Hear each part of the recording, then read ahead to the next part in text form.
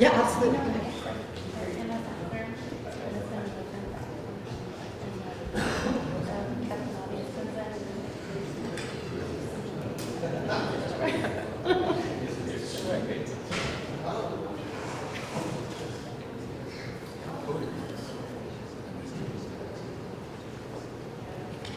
Good afternoon. Welcome to Long Beach City College, and thank you for joining us for the Literary Voice. My name is Natalie Burgess, and I'm a faculty member here in the English department, and I'm also the Creative Writing Committee Chair. We are very excited to have Tim Powers and Jim Blaylock here with us today. We will start out here in T1200 with a moderated discussion, and then we will head over to the newly renovated P building for book signing and a mini workshop. And there's also food over there. I would like to announce a few more events that we have lined up. We have 2 writers reading series events coming up. On October 14th, we will have poet Michelle Britton Rosado at 1 p.m. in the Marion Sims Bond Center. And on November 8th, we will have author Lisa Glatt, also at 1 p.m. in the Marion Sims Bond Center. The English Majors and Minors Club will host the first open mic on October 3rd in the P Building Courtyard from 12 to 1 p.m. And they will also host the annual Halloween-themed open mic on October 31st from 12 to 1 p.m. We are working on a fabulous event, most likely in April, to celebrate Poetry Month. So kind of think something like today, and it'll be posted on our website. We also have some flyers in the back if you want to pick those up, so kind of keep your eye out for some more events to come. Before we get started, I need to thank several people without whom today would not have been possible. First, I would like to thank the Long Beach City College Foundation. Their constant support of our students and creative writing program has been wonderful. Specifically, I'd like to thank Matt Gordavasio, who has worked closely with me on this event. I also want to thank my creative writing committee and the English department for helping us take this idea and make it real. I'd like to thank the English Majors and Minors Club for acting as ushers and helping us out today, and for their dedication to all things literary. And I'd like to thank Facilities and Multimedia Services for all the work they do behind the scenes. Without them, these events would not be possible. So let's get our session underway. Jim Blaylock and Tim Powers are 2 of the literary pioneers of the steampunk movement. Blaylock's steampunk novel Homunculus won the Philip K. Dick Memorial Award. His short stories, Paper Dragons and 13 Phantasms, have won the World Fantasy Award, and his story Unidentified Objects was nominated for an O. Henry Award. Tim Powers has won the World Fantasy Award twice for his critically acclaimed novels Last Call and Declare. Declare also received the International Horror Guild Award.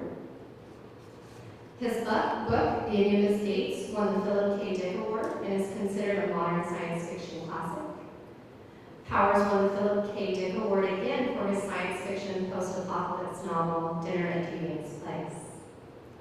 To guide our discussion today, we have Dr. Belva Pearson, who currently teaches English 37, the science fiction, fantasy, and horror course, and she also teaches the novel writing class.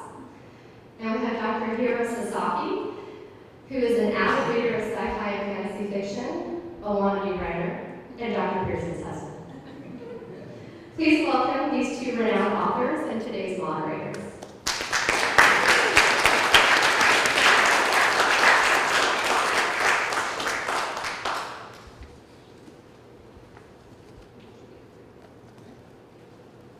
Welcome, everyone. We're so excited to have these 2 authors.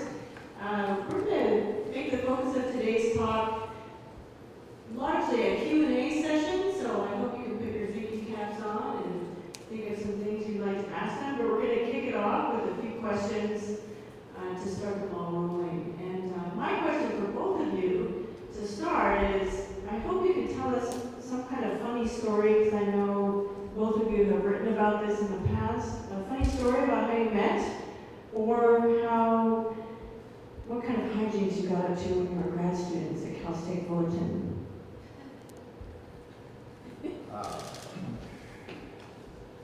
Well, let's see, there was, it may not be on, but,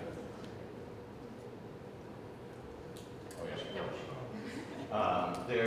We were both going to Cal State Fullerton in the early 70s, and there was a little Irish lady teaching there who ran a sort of writers club, and I think both were in that. Yeah, we were. And when Blaylock and I were both serious about writing to the extent that we were writing interminable novels, just adding thousands and thousands of words, hoping that a plot would become evident. And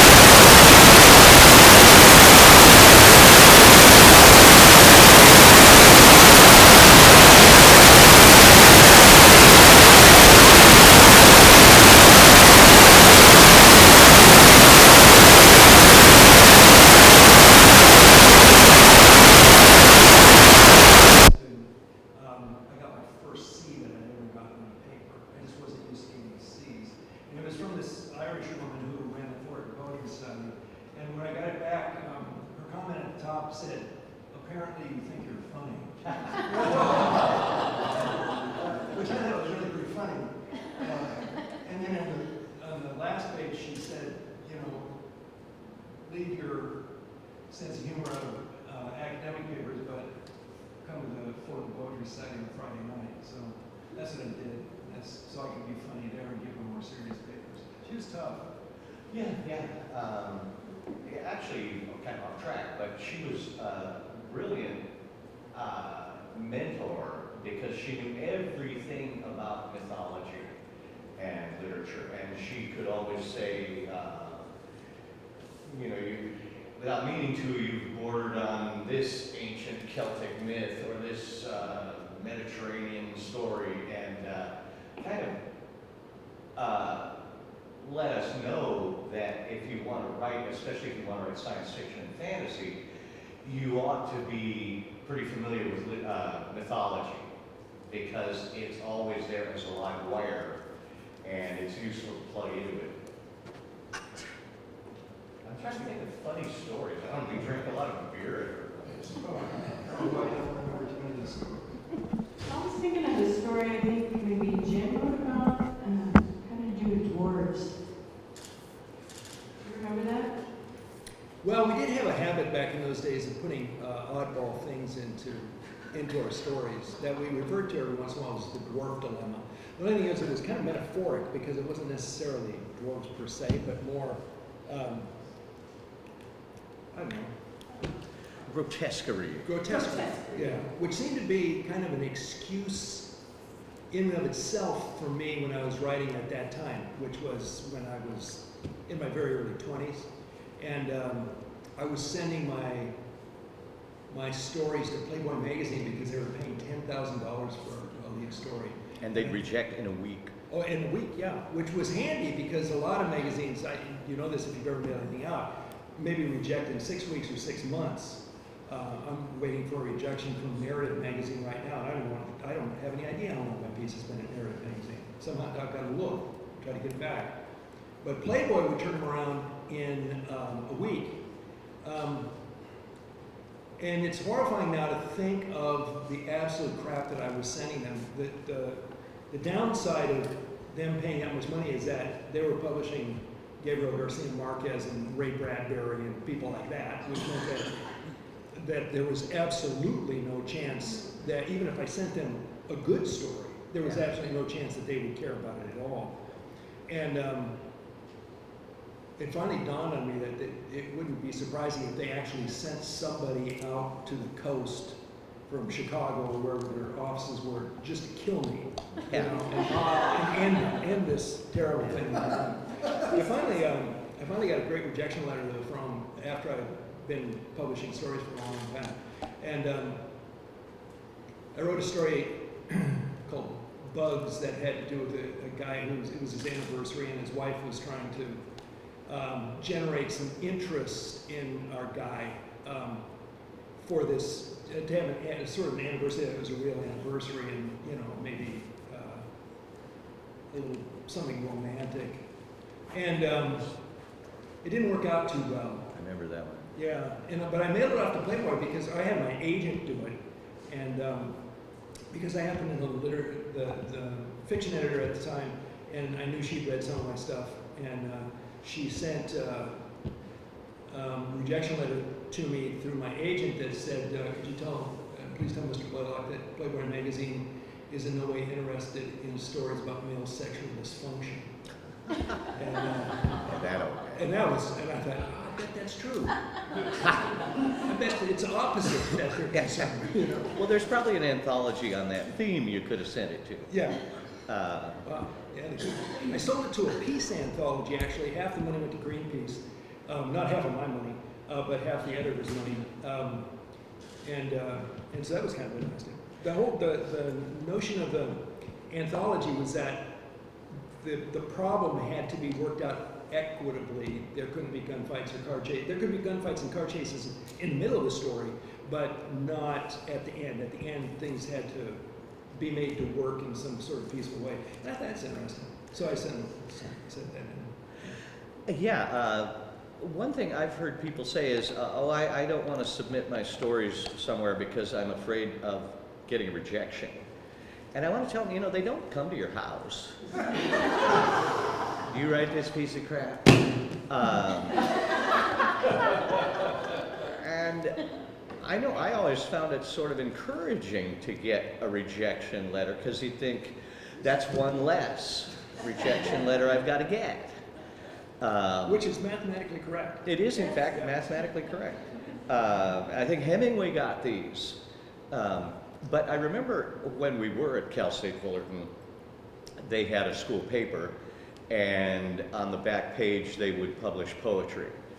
And it was close enough to the old 60s days that the poetry was all children and rainbows and flowers and stuff like that.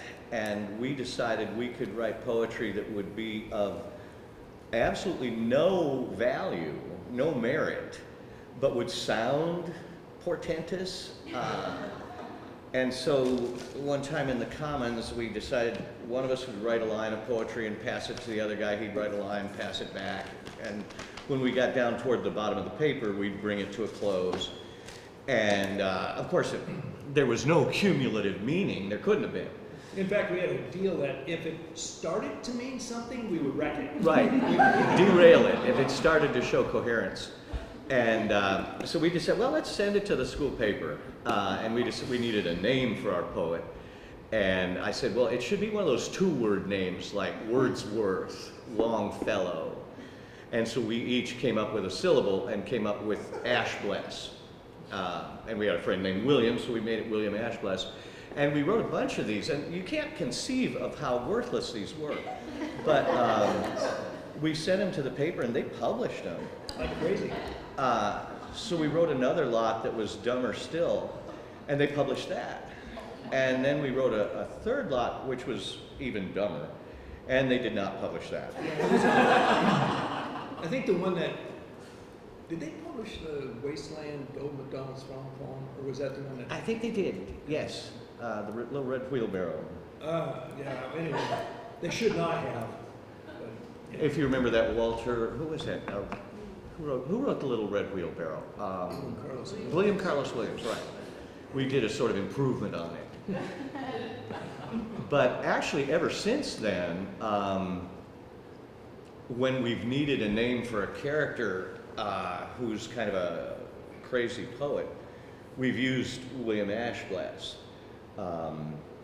I know I had a book at Ace Books submission, and so did Jim, and the editor wrote to Jim and said, do you know this Powers guy? How come you both have this character, William Ashbless? I mean, Powers' takes place in 1810, and yours takes place in 1960. And she said, Blaylock said, well, I'm sorry, did Powers use that? I'll change it. Yeah, and then she said, no, don't change it. She said it's the same guy. And then she had all this internal evidence from both books that it was Ashbless on Stuck in Time. So he was in Lakewood and Glendale in 1960, and in 1811 he was in London. Yeah, she said, well, make it consistent. Yeah. Okay. There was actually even an International William Ashbless Society at one time, which neither one of us had anything to do with.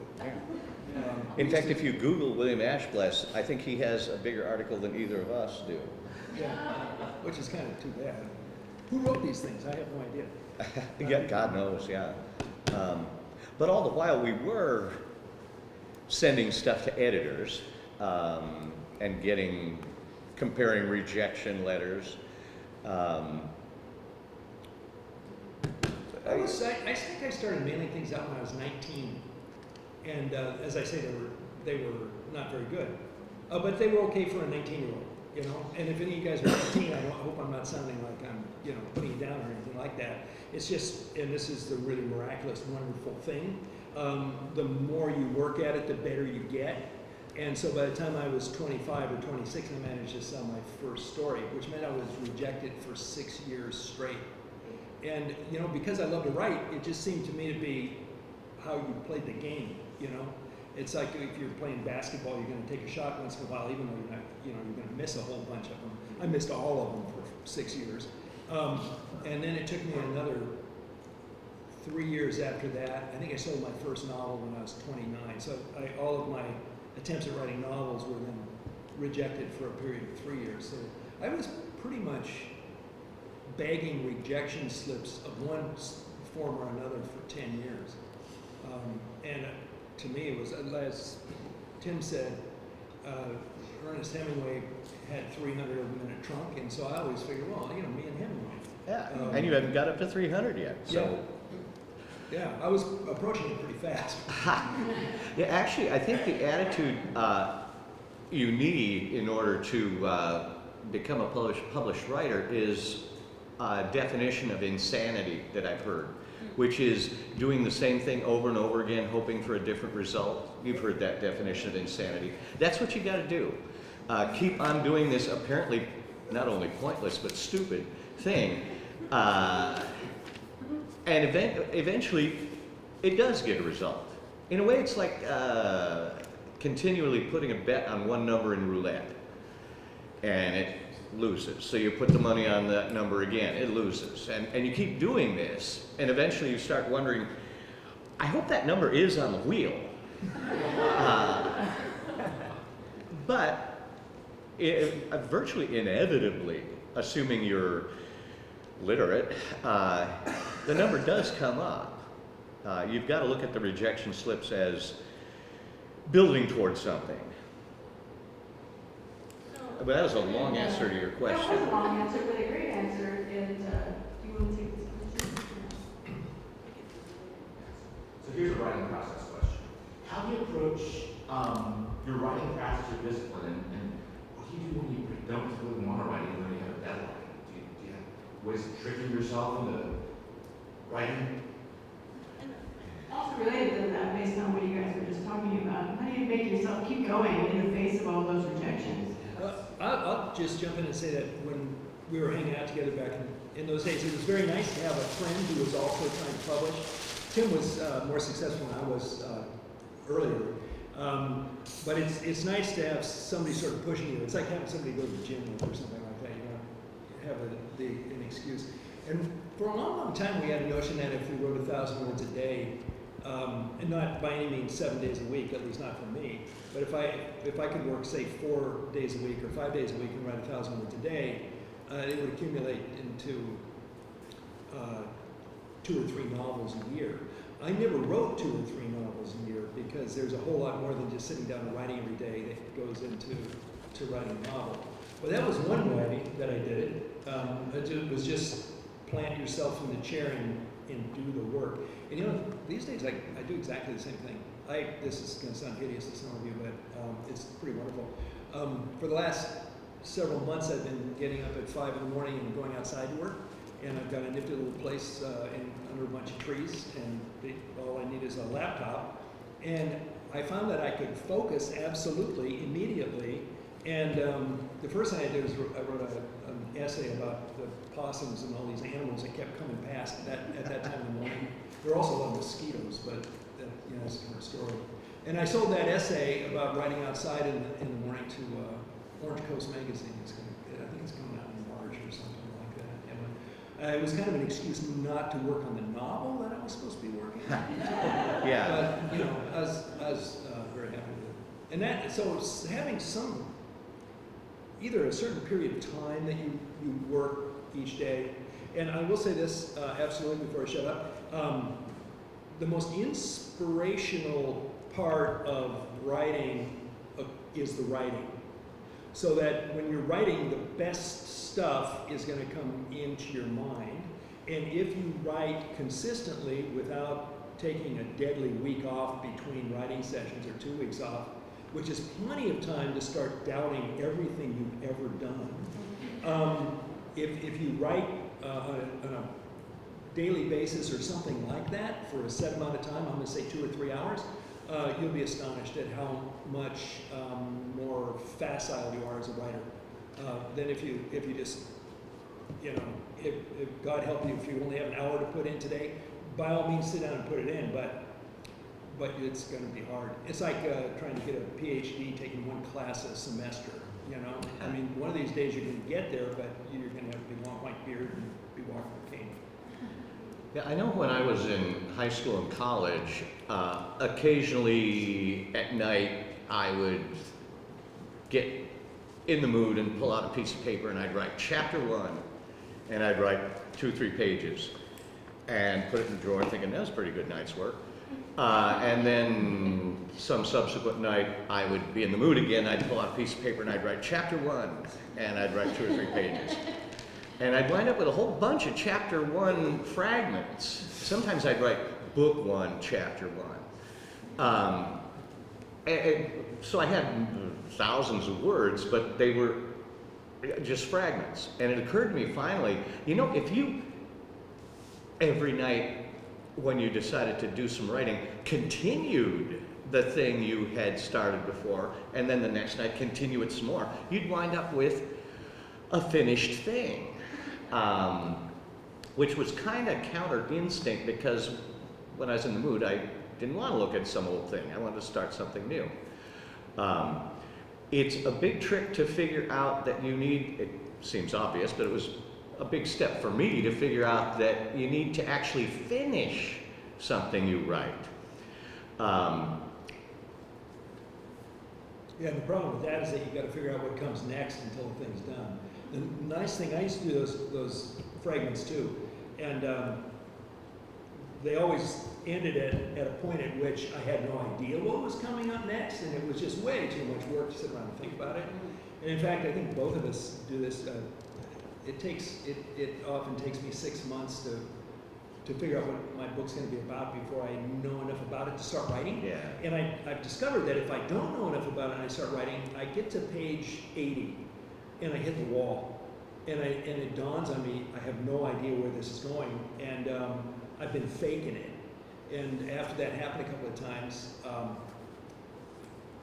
I decided I just couldn't do that anymore. And consequently, now I get to a point at which I can picture, and I mean picture, as a film reeling off in my head, the first, say, 15 chapters of a book, which gets me to page 150 or 160.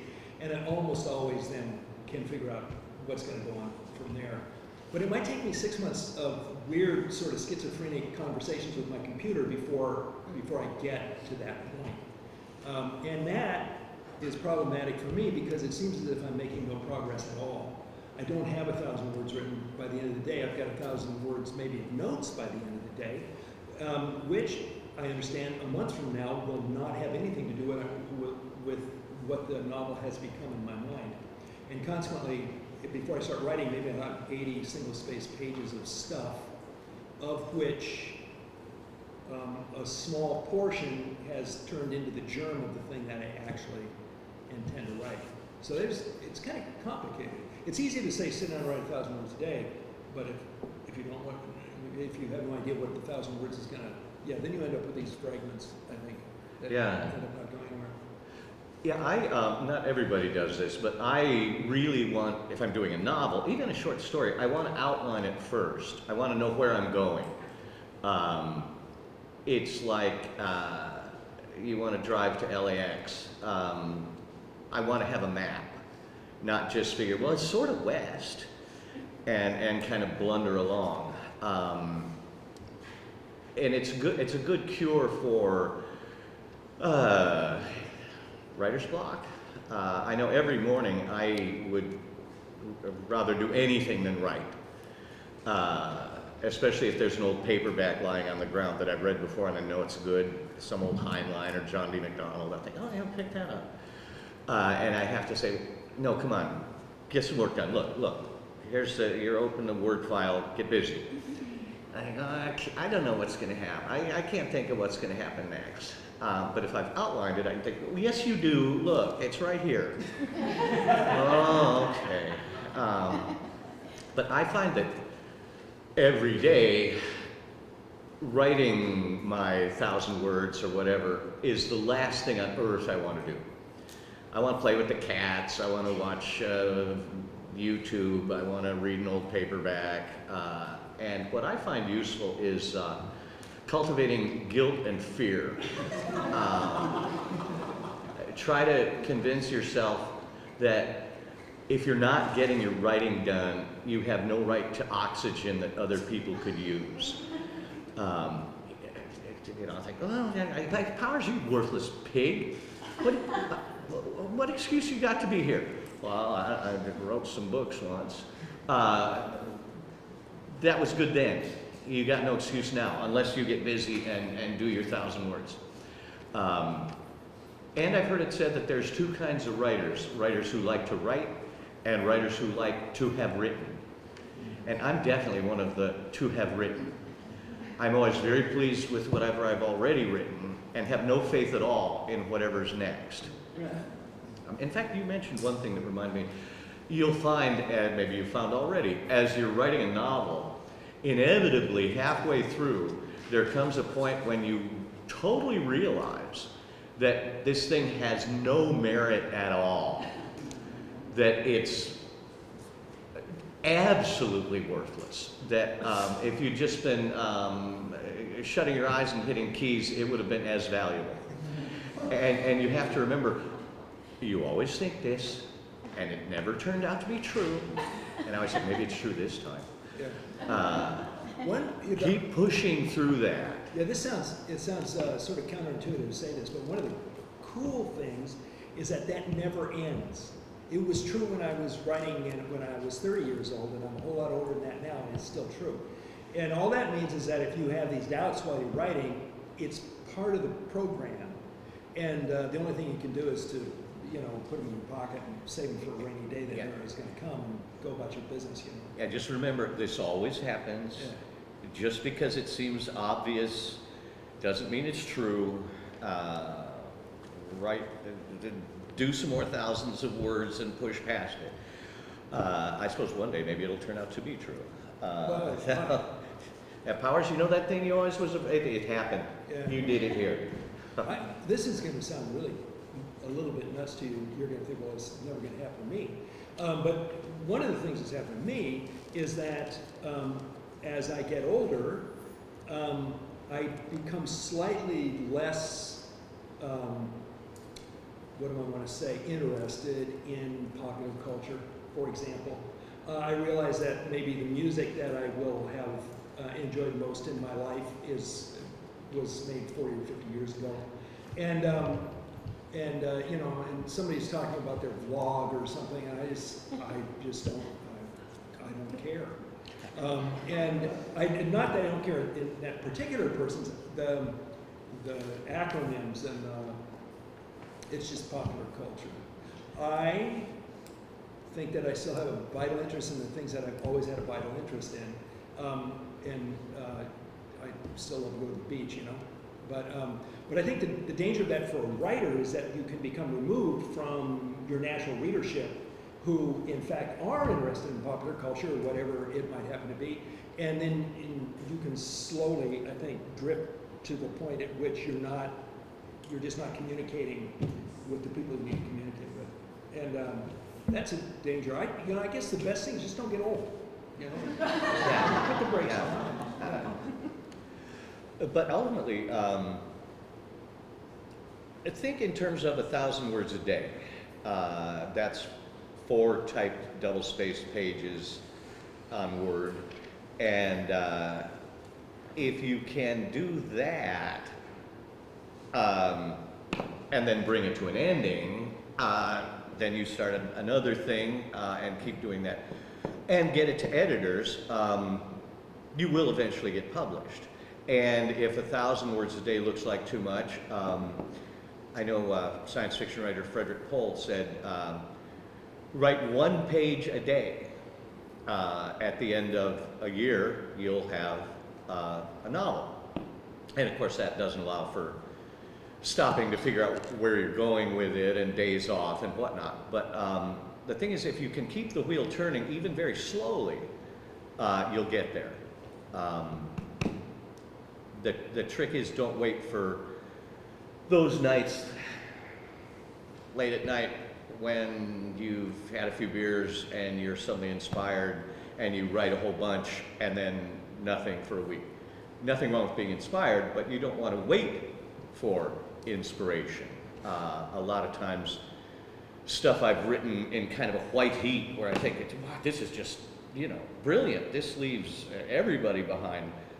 And then follow it with careful, workmanlike, expository prose.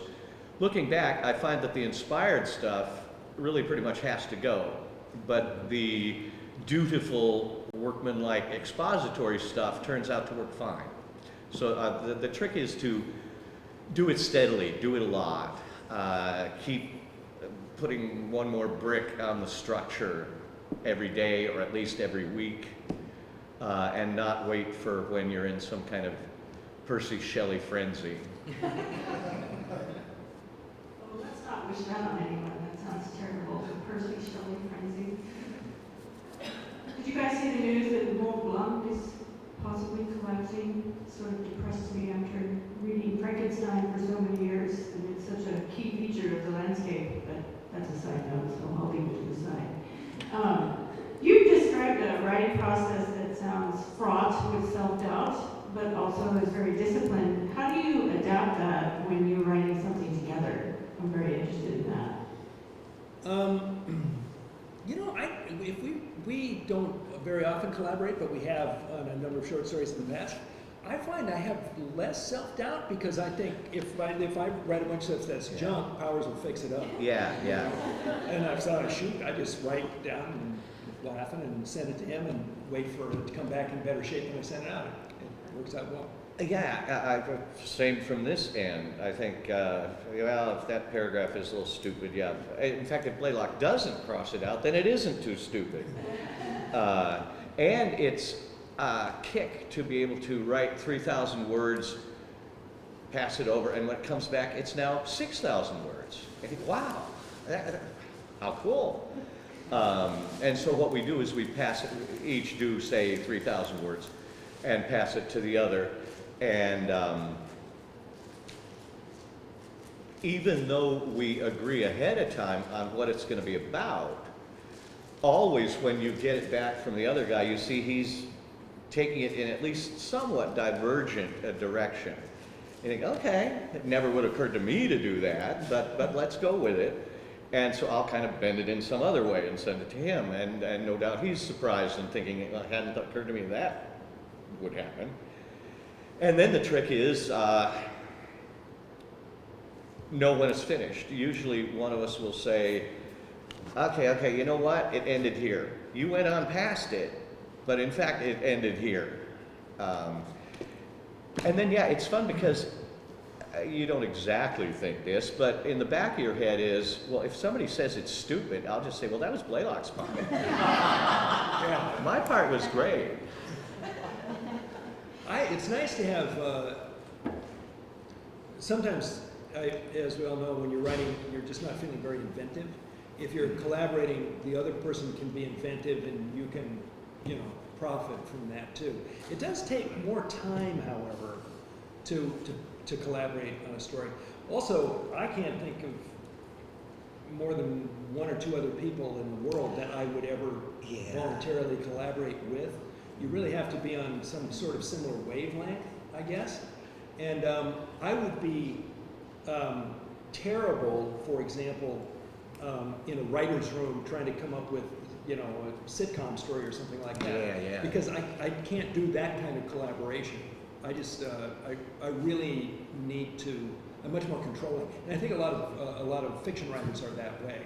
I'm astonished at people who go off and with 3 other or 4 other people write a play or whatever it might happen to be, all wrestling with it to get it right. Yeah, I'd get mad. Yeah, so would I. I think we've heard enough from you. Yeah. We've established the value of your contributions, and we can do without them. Yeah, I'd say I do 2 want an octopus. Yeah, but collaboration can be a sort of easier than solo, and I think just as productive.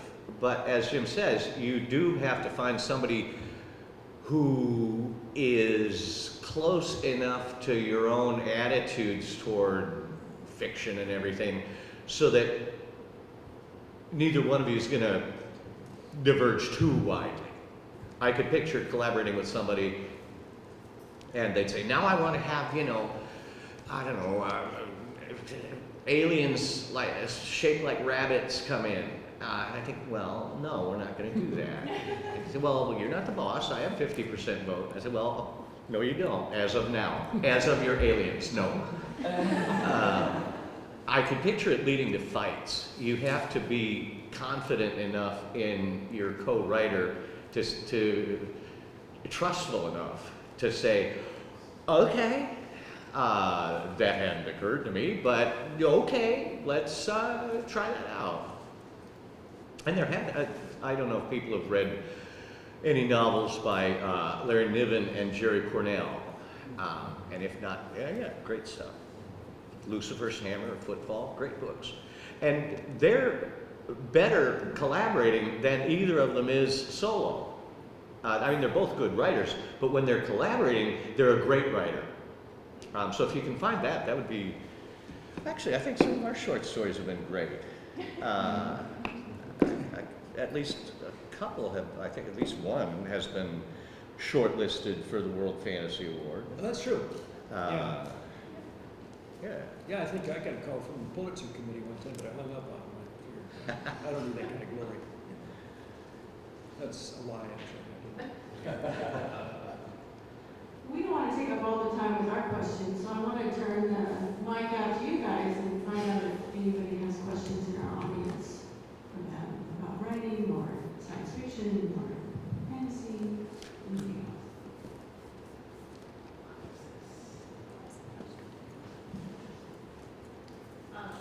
So I love writing science fiction, but I always have a hard time kind of like writing that line between something that's believable and not believable at all. Like every now and then I'll have like, oh, like this sci-fi horror monster is coming, destroying everything, but this monster is just bonkers, and I like have this picture in my head, but for some reason I can't like translate that into like what somebody would perceive that as. So it's hard for me to describe what my monster would look like from somebody else's point of view who's never seen it. Like they don't see him, right? So how do you like, I guess the question would be like, how do you get like your thought onto paper and like have like feel confident about what you're writing about? I try to avoid monsters because I can imagine that it would be difficult for me to do exactly what you're saying. But I find that that I can't convey anything that I can't myself see. And sometimes I think when I read pieces that are kind of fuzzy and out of focus, that the writer is not picturing and trying what he or she is writing about and trying to convey that thing as precisely as it can be conveyed. Especially when I was a younger writer, I think I erred on the side of putting in too much detail, trying to, and I think, well, 2 more sentences will make it clear, when in fact, 2 sentences fewer would have probably made it even clearer, you know. But it's difficult to do. You know, in fact, in Elements of Style, I think E.B. White said that one thing writers agree on is that they have to put in the details that matter. And you think, yeah, and then you think, oh, it doesn't really matter, you know? And then, or you go in the opposite direction and say, well, surely all of these can't matter, so I'm going to start taking out everything that doesn't matter, and then all of a sudden you've got, you know, 3 words left, and you fit everything. So I don't know, I can't answer your question. Well, I always figure that for any fiction, you need to trick the reader into thinking it's really happening to real people in real places, and make them forget they're holding a stack of pages all stuck together at one edge. So I want to really, as much as possible, immerse the reader in sensory details, smells, textures, echoes, reflections, volume, you know, how big is the place. And it's especially important for science fiction and fantasy because you're going to ask the readers to vicariously believe something which, if you give them a minute to think, they'll realize is complete nonsense. It's completely impossible. So I want to lay on the tangible stuff. And I give a lot of detail. And even though somebody could say, Powers, the color of the carpet was not necessary. It didn't turn out to be important that it was a brown carpet rather than a green carpet. I'd say, no, but I want the reader to see it. If you've read Raymond Chandler, you guys got to read Raymond Chandler. Detective novels published in the 40s and 50s. And it's very fast-moving, fast-rolling, suspenseful fiction. But if you look back after you excitedly read through it, if you look back at leisure, you see he gave you all kind of details. And with monsters, obviously it's not a good idea to borrow somebody else's monsters, like a Tyrannosaurus Rex or a giant spider or a hooded figure with red glowing eyes, just because they're from the shop-worn stuff from the old warehouse. A good thing to do is, what scares you? Often childhood nightmares are valuable, or you hear about somebody else's nightmares. And then, as Jim says, totally picture it. Totally picture you're in the room your character's in, or on the parking lot or whatever, and what is it that is seeable, hearable? You know, does it scuff on the pavement as it walks? Does it make a noise as it flies through the air? Whatever it is. But yeah, let the reader see what your character sees and hears and smells and so forth. It is especially important to, in those instances, when you're really stepping way outside of realistic detail. I mean, it's one thing to have to go to a 7-Eleven or something. Another to run into a ghost, a vampire. And so you want to be extra careful to let the reader see every bit of it. And I'd also say, let the reader see only what the character is going to see. I mean, if it's mostly hidden by trees, fine. If the reader can only, the character can only see one side of it. God knows what the back end of it looks like. The character isn't seeing that part of the monster. But yeah, mainly think of what effect you want it to have. I would want disorientation, vertigo. You want to impress the reader and the character with the fact that something impossible is nevertheless occurring. And you don't want the character to say, I must be dreaming. This can't be happening.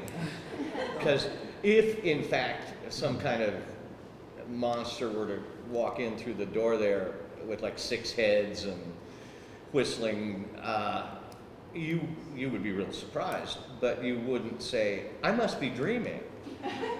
Put yourself in it and really have them react the way they would.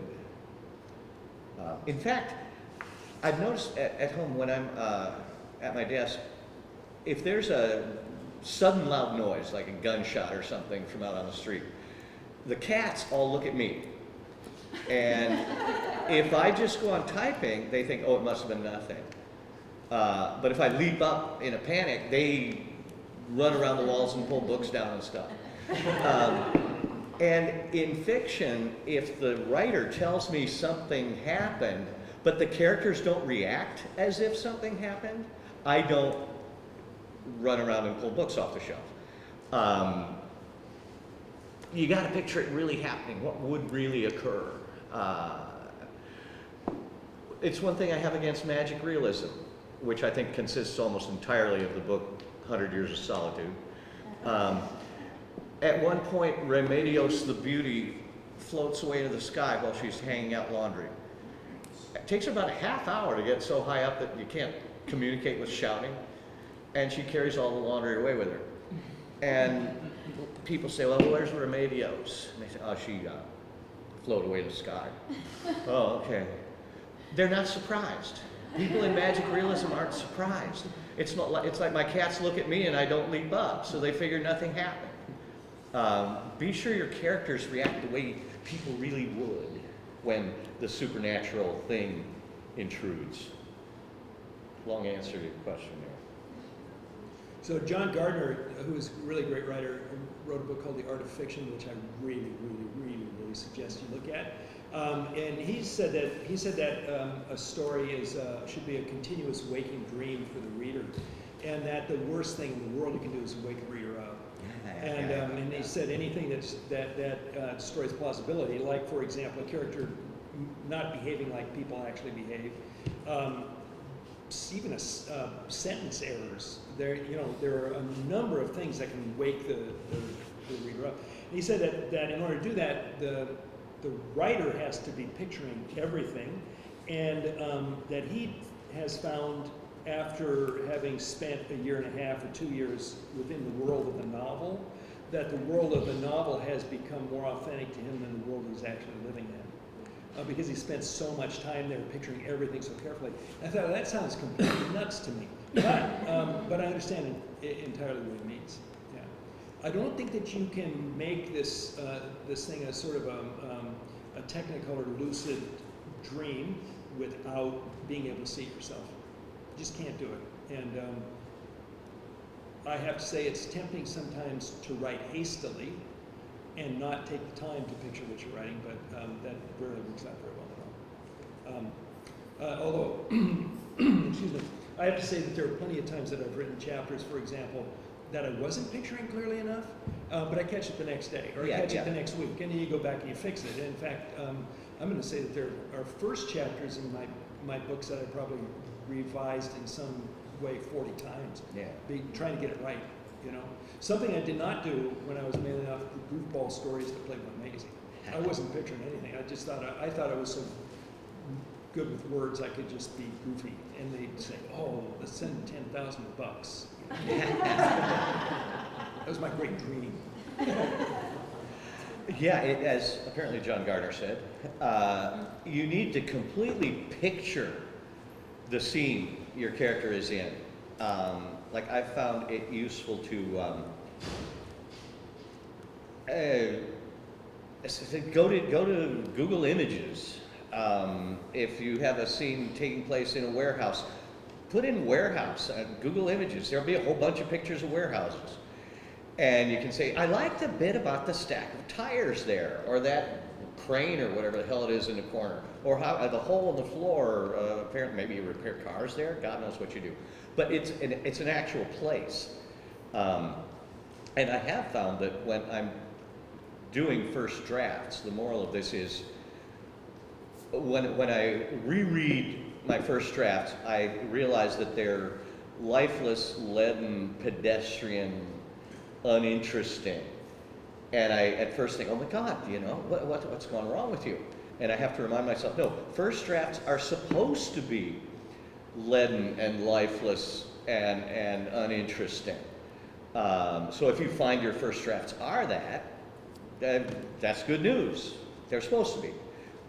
In subsequent drafts, I'll have a room around them. I'll have clothing on them. They won't look so much like people in street clothes holding scripts and walking around on a bare stage looking at tape marks on the floor. In subsequent drafts, yeah, you make it more of a real place. The characters are distinguishable from one another. But yeah, if you find your first drafts are dumb, that's good. They should be as good as you can make them. Well, yes, But yes. but tomorrow you're going to read them, or the next day you're going to read them, and you're going to realize that they're a little bit flat, and then you got to figure out why. And it, you know, that happens to me, and I think, well, surely if I put in I don't know. Raymond Chandler one time said that when things got slow in his novels, he'd have a guy come through the door with a gun in his hand. And he said it just, Chandler said that, just you know, spice it right up, right there. And then later on you can figure out who he was, and sometimes I think Chandler forgot to figure out who he was. yeah. Sometimes Chandler forgot. But I'll write something that seems flat, and I'll not think if only I had somebody run through screaming, it would certainly make it a better chapter. I generally find out that I just haven't put in enough detail to create the effect I need to create in order to make the chapter fly. And sometimes I get really frustrated, you know, and it takes me, I sort of accrete a better chapter each day just by putting more stuff in and taking the flat stuff out. Yeah, in fact, as Jim said, if you're writing a novel, say it's 20 chapters, by the time you get to the end, those first chapters have been looked at a lot.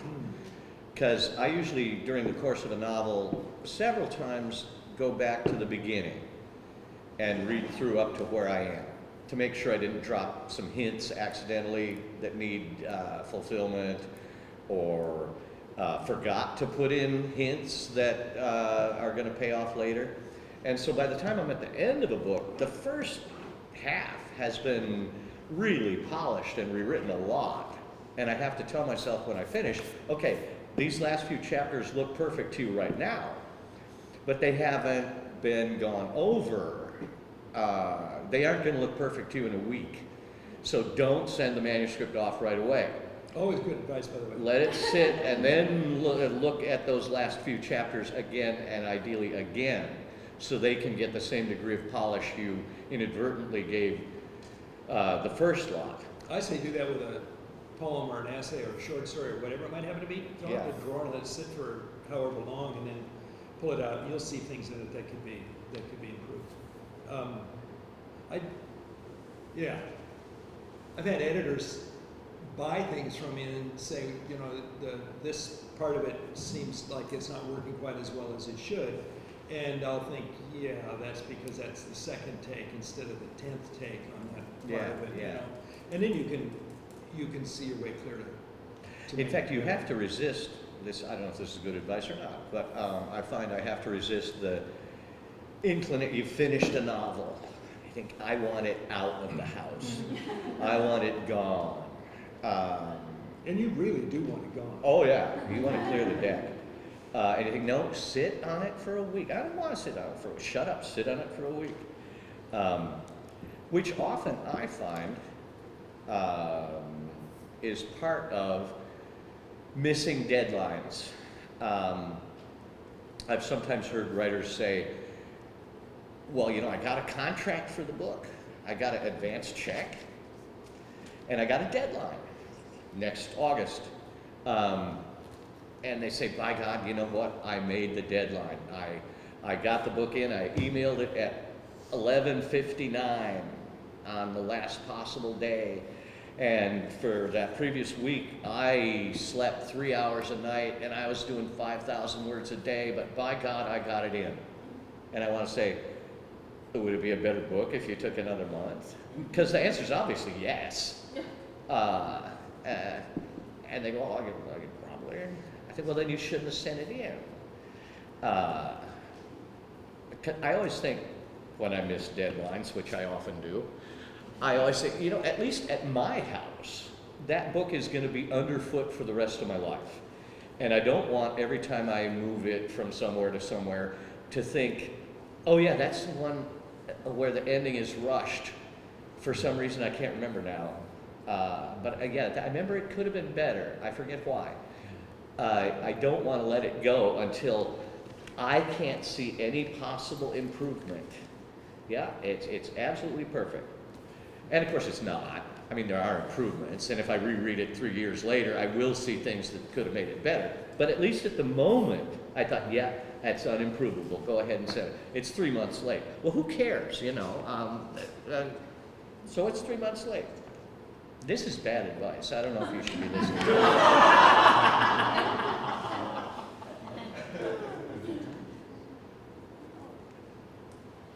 think we can have maybe one more question. I don't want it. That's a lot of pressure. That's a lot of pressure.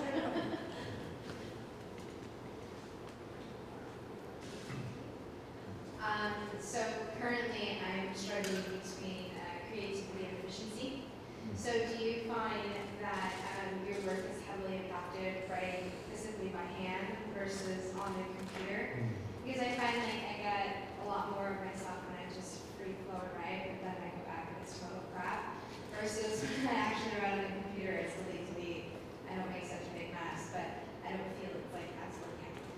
Wow, that's a good question. You know, since I started out writing pre-computer, you know, everything was by hand. And that's sort of how I came to think of writing, you know. And then when computers popped up and I realized I could push a button and it would print for me, I shifted to computers, and I think I erred on the side of putting too much in. And I had to sort of learn to edit myself just a little bit, sometimes with the help of an editor who yelled at me for having put too much in. Nowadays I can't handwrite, and even if I'm off on vacation and I'm writing in my journal what I did yesterday, I have to do it on my keyboard. So I don't know, if you like to write it out by hand and you feel a little bit more inspired and it goes better and you can do it down at the park or whatever it might happen to be, I understand the virtues and all that. Then don't stop, because once you quit doing that, you'll never go back to it. That's my thought. Yeah. I wrote 4 or 5 books longhand, and then I would allow a month to type it. I always used one finger for the letters and a thumb for the uppercase. And then got a computer back in the old WordStar. Remember WordStar? Yeah. And a friend said it used to take Powers a year to write a book, and now you got a computer, so it takes him 3 years to write a book. Actually, one difference I find is that I write much more quickly with a keyboard than with a pen. But I've heard writers say that makes writing with a pen better because you are not getting logorrhea. You're writing much more consideredly. I know I used to be able to get 1,200 words on a page handwriting, and I could do all the tricks a computer can do, which, you know, inserting between the lines, and an asterisk means flip the page and include this paragraph. You could get a whole lot of information on a piece of paper. And it had the virtue of, you know, when you're done rewriting, when there's no more white space, you think, oh, it's ready to type. The one thing handwriting manuscripts can't do that I've come to lean on hard is the search function. I think, okay, that earlier scene now needs to include this element I now see. Where is that scene? I don't know, but I remember I used the term screwdriver. So you search for screwdriver. But a computer's quicker, and it does have the search function. But I think if you don't mind the task of entering it into a keyboard once you're finished, taking the handwritten thing and then converting it to some sort of mechanical, what the hell? I think there could even be a virtue in it if when you actually ended up using a keyboard to type it out, you were actively revising what you had written on the page. Yeah. I didn't used to do that. I would end up with the big stack of handwritten things, and I had the idea that it was about as good as I could make it, and so I would simply type as many pages a day as I could type, trying to get through that month of tedium, and yeah, I remember sometimes I would be, if I would hit the wrong key at the beginning of the word, I would try to think of a synonym that began with that letter so that I didn't have to get the whiteout out. And Actually, that's probably often an improvement. Well, it could be. I like that. In fact, my first book came out, and my sister called on the phone. She said, "Oh, I just read your book. It's really good." And she said, "Look on page 11." And I just thought, "Oh God, what's on page 11?" I knew there was some horrifying thing on page 11. So I looked at it, and the first sentence on page 11 was "Distant bells ring distantly." Now, an editor should have got that. Well, I know. And in fact, my sister thought it was pretty funny. But I guess it was. And when it went into second printing, I told the editor that I could, change that. And when the book came out, they didn't bother. And so I'm pretty sure that all of those books, have that ridiculous sentence in it. But that came from hasty editing because I was in too damn much of a hurry. When I was typing, I made a mental change, and I didn't take enough time to actually pay attention to what I was putting down, And so I white outed this and put in the rest. So that was the downside for me. It was just that there was just too much tedium in having to type it from my handwritten manuscript, and now I don't. And of course, unlike the situation we were in then, you'd be typing it into a computer. Yeah. You wouldn't need to worry about, I hit a D instead of an S. Let me think of a word that starts with D. I remember typing it, and you'd make a mistake. Okay, one mistake per page. And then you make another, and you go, okay, 2 mistakes per page, I can correct. And then you make a third mistake, and you go, damn it. Pull the sheet of paper out, start crank another page in, and think, now this time, okay, now don't screw up. Also, you had to carry the manuscript around with you if you didn't want to worry. If it was handwritten, God help you if your place burns up. Now I always have all my current work right here. So if the house burns up, there's a lot of problems, but at least I've got this. I email my stuff to Yes. every day to him. Yeah. And then 3 days later, I can just take it out of the archive and dump it, because I've got the new one. Because I live in horror of, losing stuff. So how are we doing? Well, we're doing great. I think this would be a good point to kind of make our move back over to the P building. Let's do a round of applause.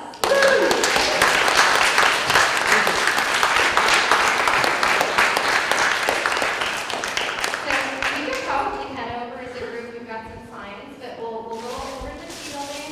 There's an easy up outside, and we have some folks from the bookstore out there who'd like to purchase some books. We'll head into P104 for book signing and a little mini workshop and kind of wrap things up. There's a huge mess here. Okay, thank you. What is your name? Alexis. Alexis. Yes. Very good. Is this for Alexis? I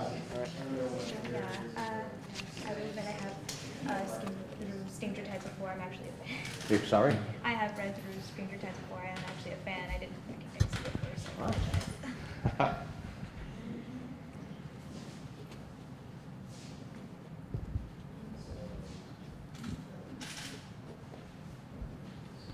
But I do appreciate that you guys even came to like our school to even give us tips about this stuff. Oh, it's fun, actually. Yeah. I was gonna say, how often do you guys go on the road to do this? I wonder.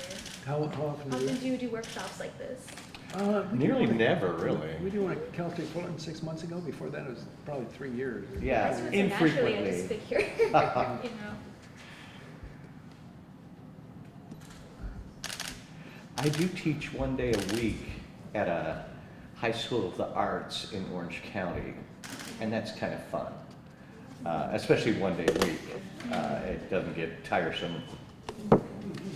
Get a break every so often. Yeah. The teenage angst. And I love giving them all my prejudices and opinions, and sometimes she said, they come back and say, my parents say I shouldn't listen to you. And I tell them, your parents are right. I'm teaching you how to be a bum. Don't listen. But in this world, a bum can be the most valuable thing. Yeah, I would say, so you're 30 years old and you're driving a $200 car and you're living in an apartment in a bad zip code. If you have books at Barnes & Noble with your name on them, that makes it all okay. It's a rose-colored glass, but in that case, it might be blood-colored glass, you know? Sure. But Exactly. romanticize blood. Yeah. Yeah. I always figured Yeah, this is my it's like that, doing the same thing first over and over again, hoping for a steampunk different novel. result. And I wrote it. If it winds up with books, I was a big fan of then who cares about Dr. the Jekyll and rest? Mr. Hyde. You know what, as long as the And I glass thought isn't colored that by I your wanted own to write a blood, book that would be what I would have written It's in dark 1875, comedic for wit example. and And that like was that, sort you of. know? Well, exactly, yes. So thank you so much. Because I Well, got you a bet. Thank you, weird Alexis. idea about kind of making a sci-fi, kind of harkening back to the old like golden age with like 30s, 40s, 50s sci-fi, where like these space explorers go to Sure. this planet and they discover a civilization that basically looks like they walked out of the 50s, because Oh. they have rocket ships that travel faster than light and jetpacks and ray guns and fun stuff like that. So I don't know what it would be called, but I'm kind of calling it like a rocket punk or Yeah, why ray gun not? gothic or whatever. But yeah. All right, and this is for Phil's my name. Phil. Very good. Got to read science fiction, so I was a knee-high to a grasshopper, so, hearing the name drops of, Larry Niven and Jerry Purnell is fun. Yeah. I'm forever rereading Footfall and Lucifer's Hammer. You wandering through, you see a Beatle copy, you think, oh yeah, well, put it in your pocket, I think my first exposure to Larry Niven was obviously Ringworld, so, That was great. And the Integral Trees was real good. Yeah, Niven is real good. yeah, I like Niven. Some people, it doesn't matter, I like it, so, because I'm like one of those old, people like Foundation, Dune, and You know what? There's a lot of good books back there. Oh, Yeah. I've often thought I could happily spend a whole year doing nothing but reading pre-1960 science fiction fantasy. Henry Kuttner, Eric Frank Russell, Heinlein, of course. I definitely kind of like that aesthetic, and I kind of want to play with it in my own stuff, so hoping I get a chance to. Yeah. tell it.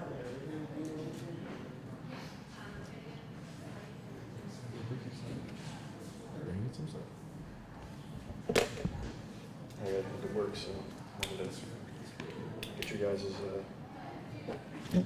John Hancock's. Well, thank you, Phil. Yep, thanks a lot. Announcement if you'd be interested in coming here for today. One of the things I asked was to do a mini workshop, kind of work with our students, and trying to think of, well, what can we do? So I said, how about writing a nice solid scene? Because that would appeal to our short fiction writers, our novel writers, any one of you out there. So that's kind of the catalyst for this. So fire away. I was thinking about writing scenes. You get that. Okay. it's coming. And I wrote down a whole bunch of stuff, which is way too much for me to talk about in the time I've got.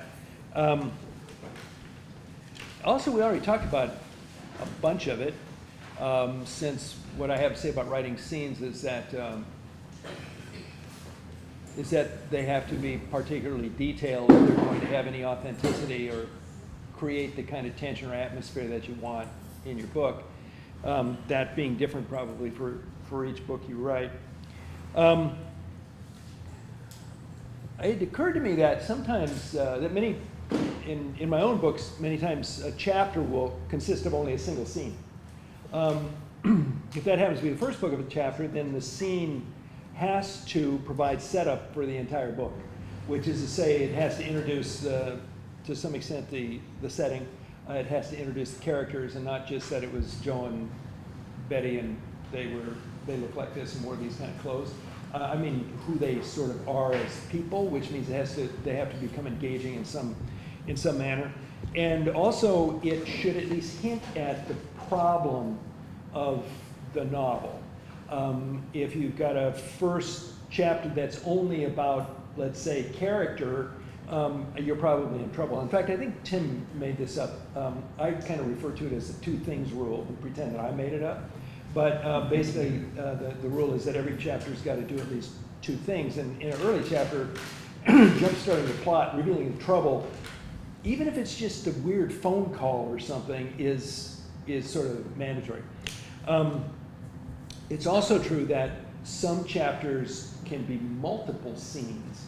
In fact, I was working on one this morning in a book that I'm writing, and it consisted of 3 separate scenes from the point of view of 2 different viewpoint characters. So my protagonist opens it, he sneaks into an antiquity center and steals something, which doesn't make him a bad guy. It was very necessary to do that. But he runs afoul of the woman who runs the antiquity center and actually set him up, anticipating he would be in to steal this thing. And then he goes out the door, and that's the end of his thing. And then she sneaks upstairs to see if he indeed stole the thing that she wanted him to steal, and it turned out he did. And then she goes down and she calls a lawyer and engages him to help her destroy this guy's career, or some such thing. And then we pick him up at the library next door, and he's looking into a coin collector in town, which happens to be information that he was supplied with by this woman, this terrible woman who runs this antiquity center.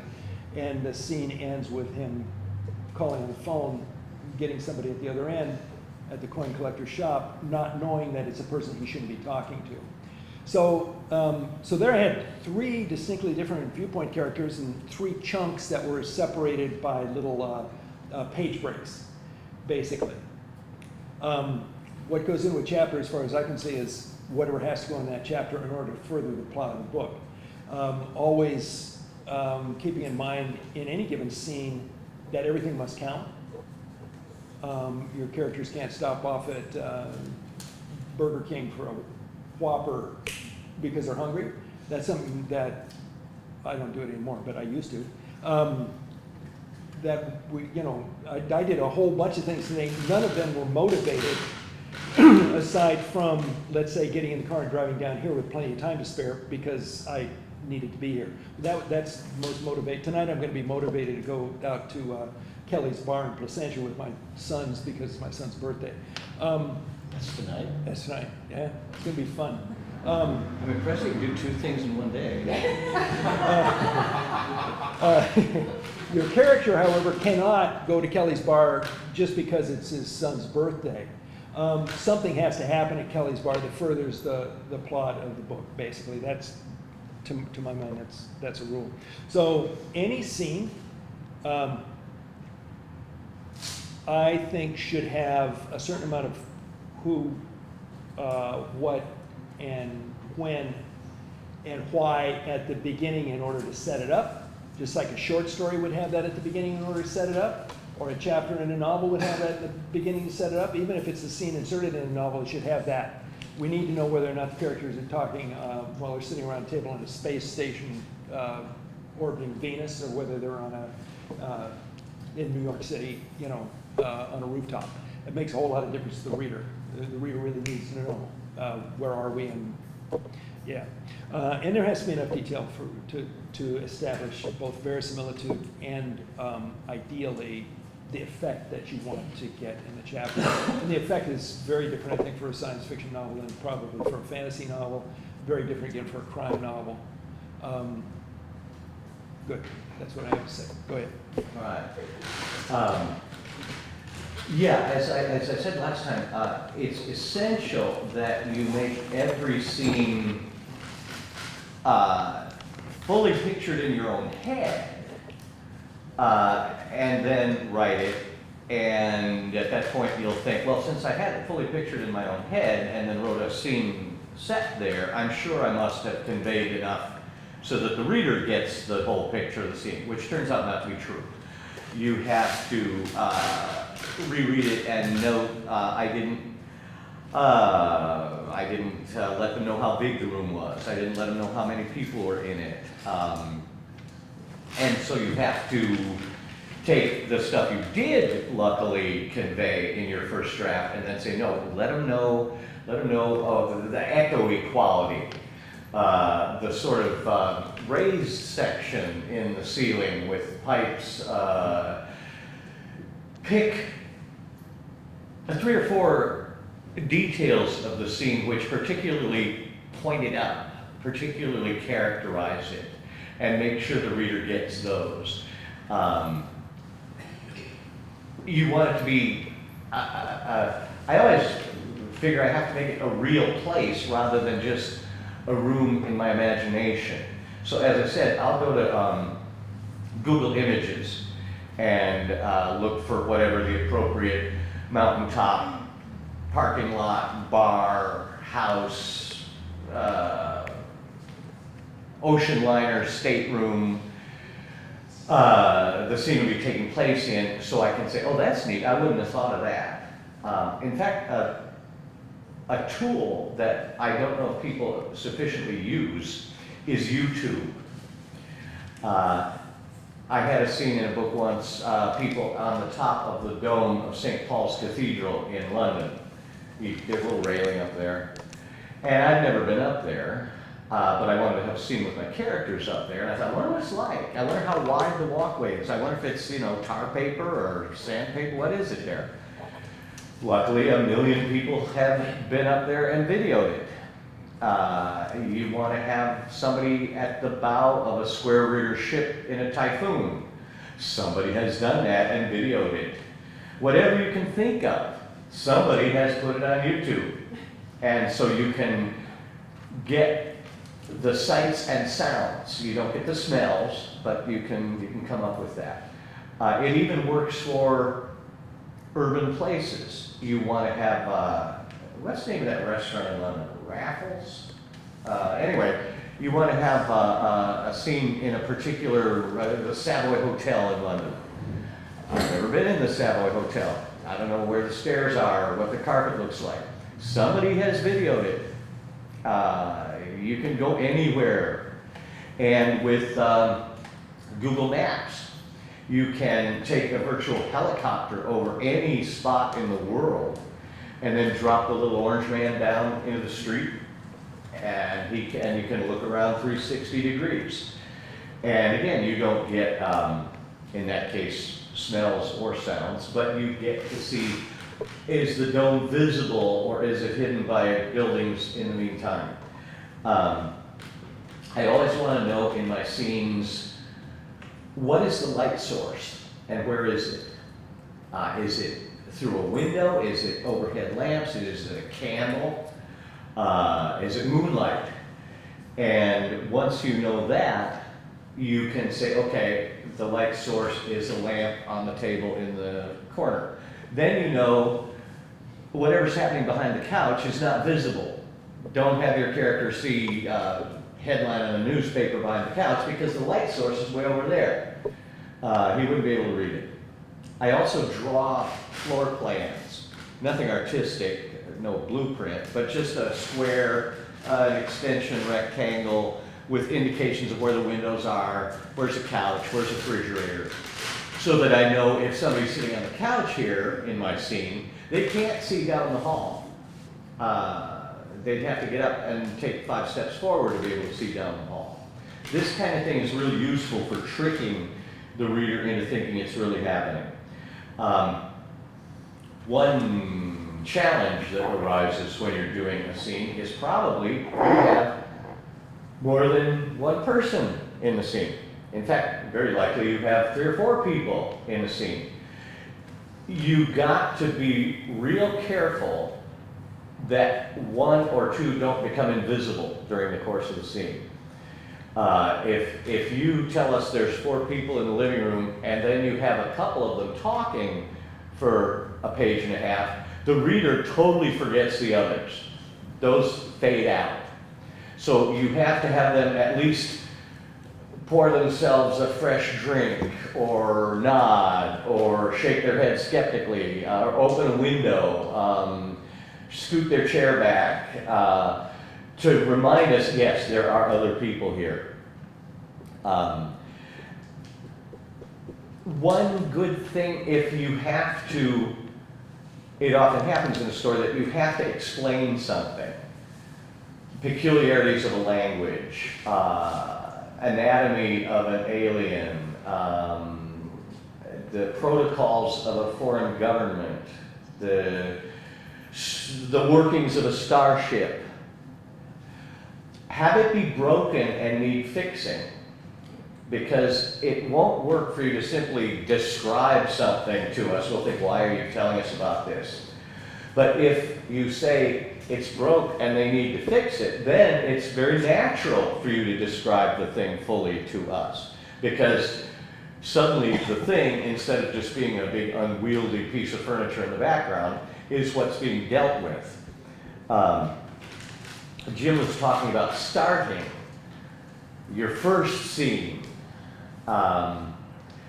One impression you don't want to convey, and a sentence you especially don't want to write, is, "It was a day like any other day." Instantly, they stop reading. Well, I don't want to read about a day like every other day. I have some other book here I could read. It has to be, and immediately show hints of being, the day that was not like any other day. Yeah, in fact, it's a rule. If it's a day like any other day, don't start there. Yeah. Wait till it's, there's a reason to. In fact, my first book, a friend of ours told us there's a new paperback company, they're hungry, they pay very badly, they have no backlist, they're hungry. And they'll buy a book on the basis of a couple, 3 chapters and an outline, which nobody does anymore. But so I thought, okay, great. And I wrote outline, and I thought, okay, this is going to be 60,000 words, which actually these days is a very short novel, but it seemed intimidating at the time. And I thought, oh man, I better start slow, or I'm going to run out of events before I get up to 60,000 words. So I wrote 10,000 words of the characters having lunch, trying to get their car started. And if anybody asked me, I would have said, I'm introducing my characters. Luckily, this friend read that 10,000 words and said, throw this in the trash. Start when the story starts.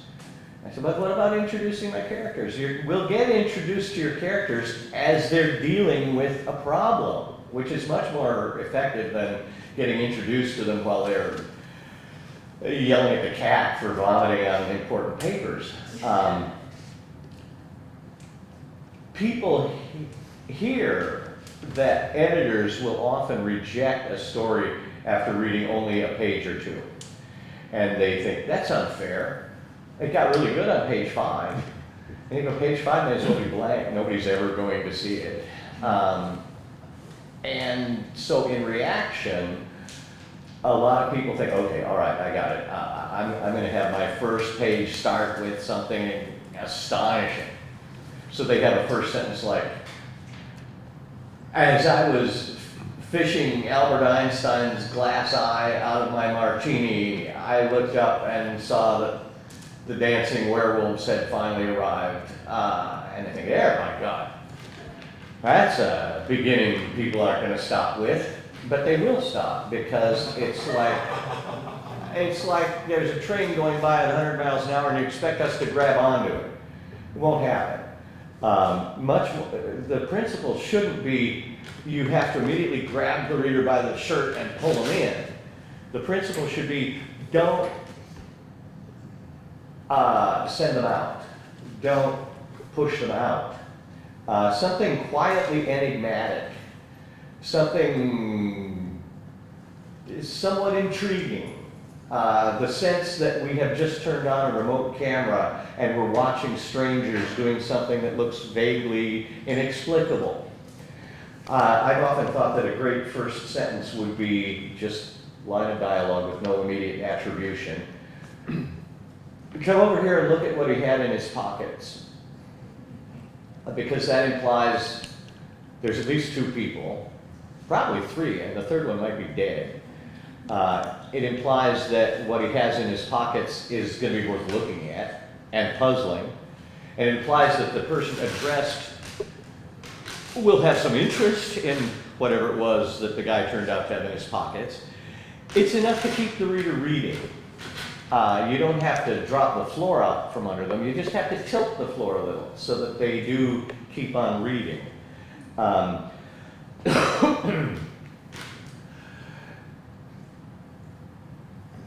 Some kind of enigma, some kind of baffling but not necessarily very important thing. Our hero gets a misdelivered piece of mail and thinks, that's almost the name of the guy who used to own this house. But the middle initial's different. Huh. Okay, that'll keep him reading for a few paragraphs. It's like trying to catch a cat by leaving bits of cat food leading to your door. You don't just drop a net over them, you lure them in. There. Okay, I'm going to throw another one out.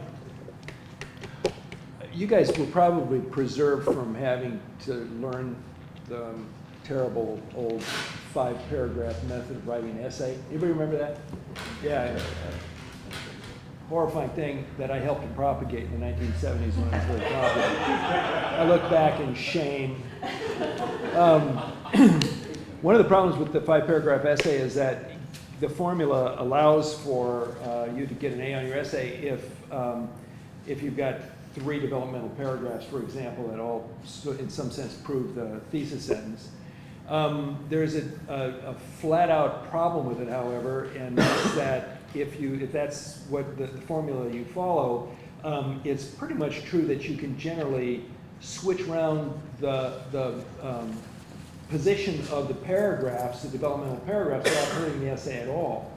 And the problem with that is that a good essay actually leads towards something, and shuffling the paragraphs usually destroys it, which means that the so-called 5-paragraph essay is kind of like, it bears the same resemblance to an essay that a robot built out of tin cans and string bears to a human being. It sort of looks like one in the shadows when you see it lurching toward you, but it turns out it's not a human being at all. It's a bunch of tin cans. I point that out because it's a rule that everything must count, which I believe it is a rule. One of the things that means is that Chapter 2 will not just follow after Chapter 1, it will follow from Chapter 1. No Chapter 1, there's no Chapter 2, and no Chapter 2, there's no Chapter 3, which means that a change in Chapter 1 is probably going to mean a change in Chapter 2 and 3, or maybe Chapter 14 or 18. And when you're on Chapter 14 or 18 and you make a significant change, you've got to look back in order to make everything consistent. If you try to justify actions and scenes, putting those into your novel only because they actually happen to the character, then what you end up is an episodic book. The episodes essentially disconnected from each other. And I know this very well because my first novel was, I think I probably had 100,000 words before I realized it was entirely episodic. And that the plot, if there was one, just kept doing this until it got to the point at which God could not have figured out how to put Yeah. the book back together again, you know? I was doing the same thing. Yeah. And one nice thing that happened to me is that several years later, it came into my mind how I could take the sort of core idea for that book and actually turn it into a novel. I simply had to focus it and provide trouble for my main character, that trouble defining what would, the nature of what would occur in the novel henceforth.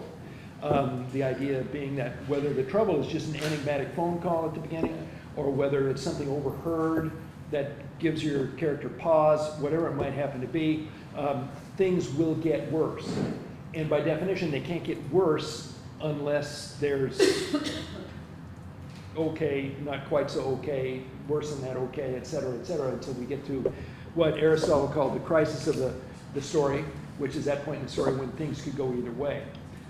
They might work out this way and it might work out that way. And interestingly, I'll take an example. The first Indiana Jones movie. We have Indiana Jones on a hilltop with a whole bunch of vicious Nazis, and the entire future of the Western civilization hangs in the balance because they've got Ark of the Covenant with something in it that we don't really quite understand, but we know it ain't good. And at that point, I was pretty doggone sure that Indiana Jones was not going to just go home and say, well, this has turned out badly. I'm just going to duck out the back door. Well, I might do that, but he wouldn't have done it. I knew that he was going to have to do something to take on these Nazis. It was going to involve a lot of gunfights and the lights going out for a while. I knew he was going to prevail because that's the kind of movie it was. And yet, somehow or another, I really enjoyed it. I was kind of at the edge of my seat. What's going to happen now? And if somebody leaned in and said, well, Indiana Jones is going to kill all the Nazis and win, I think, don't tell me that, even though I knew it. Does that make sense? Well, you didn't know exactly how he was going to do it. No, that's true. Yeah. Yeah. Anyway, this business of everything counting means there has to come to a point of crisis, and at that point, the problem either has to be solved, and the character is either going to prevail or the character is going to fail badly. And if the character fails, it has to be some variety of emotional, spiritual, actual death. I mean, it has to be bad business. It can't just be, oh, shoot, I lost that $100 bet. I'll make another one next week. Great. Yeah, and while it has to start with an initial problem or puzzle, quandary, enigma, which it doesn't seem overwhelmingly significant at first. But in dealing with it, it turns out to be a bigger problem. And in trying to circumvent it, you discover that in fact it's more all-encompassing than you had at all suspected. And every effort you make to get yourself out of it or remedy it, since it's a fairly uninformed effort, probably makes things worse. This sounds like it's the stolen nuclear weapon that Jack Bauer is trying to defuse in Los Angeles. It could be just two elderly women worrying about whose roses are going to win the prize at the county fair, if it means a whole lot to them. It can still involve misunderstandings, not grasping the full extent of the problem. I always like, very early on, to kind of cook up 4 characters arbitrarily, say 2 male, 2 female arbitrarily. And as I put things together, as they become more settled on, I want to know for each of my very major characters 2 things. I want to know what he or she would do anything to get, and what he or she would do anything to avoid facing. If I know those 2 things about my major characters, those can act as hooks, putting them at odds.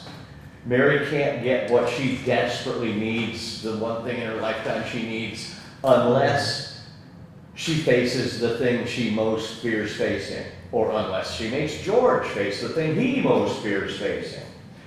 And ultimately, that's all very useful for putting a plot together, by the way. I always think of Winston Smith in 1984. He loves Julia, but he's scared of rats. Which is going to win? But I always figure that the hinge, the fulcrum of a plot is when you take your major character, or possibly a couple of the major characters, and present them with an unavoidable, desperately hard choice, which can't be evaded. To sit home and not answer the phone is making one of the choices. And either way is going to be hideously costly. Their choice at that point, basically do the painful right thing or do the merely guilt instilling wrong thing. I mean, okay, I can live with guilt. I ditched the wife and kids to the dragon, and I feel bad about it, certainly. I probably always will, but in the meantime, it's time for dinner. But that hard choice, I always feel, is the crux of the plot. What you're leading up to, and then enough afterward to show consequences. So I suppose really, I always like a story where after the climax, we get a little sort of view of afterward. Everybody kind of sweeping up the broken glass and agreeing where to go for drinks. But it is that choice that the whole thing turns on. Which is one reason why it's a good idea, I think, to make at least some sort of informal outline ahead of time. So you know what it is you're working up toward, and you can begin arranging the furniture and the people to guide them toward that crux point. One thing that Tim just said that reminded me, I should say, is that although I used Indiana Jones as an example, that isn't the sort of thing I write at all. And it simply is an example of a variety of plot that worked. One of my favorite short stories in the world is a short story called Miss Brill, which is written by Catherine Mansfield. And it's about 1,500 words long. It's very, very short, 2.5 pages. And it is absolutely one of the saddest, most horrifying and depressing stories. It's about an old woman who goes out in the park looking for, I don't know, connection to other human beings, and is insulted and ends up weeping in her apartment. And it just gives the weight of the world in, a page and a half. So, and yet the plot works like plots work. She's going down to the park on a cheerful day, pretending to be happy. And at the park, she doesn't find happiness. Exactly the opposite happens. Her day is wrecked. It's the story is about the horrors of human loneliness, period, And it doesn't really take gunfights and car chases to convey that. In fact, I'm not sure you can convey it with gunfights and car chases. Everything in that story absolutely counts. You can take every sentence out of it and figure out exactly why that sentence is in the story and exactly what the effect of the sentence is. I think I've taught it, I don't know how many times I've taught it. Natalie, I probably made you read it. I'm never going to read it. I assigned it in one class, and there was a guy in the class who was maybe, 20 or 21, who got so mad at the story because of the way this poor woman was treated in the end, that he was angry with me that I had made him read it. Validly. And I said, you know what, this is an invented story. There was no Miss Brill. And he said he didn't care. Yeah, said he'd never read it again. Well, I thought, wow, it's interesting that for somebody to be knocked quite that far sideways by a story written by Catherine Mansfield. One of the great stories of the 20th centuries, which is awe-inspiring when you realize that Catherine Mansfield died at 35 years old, having left behind a volume of stories about that thing.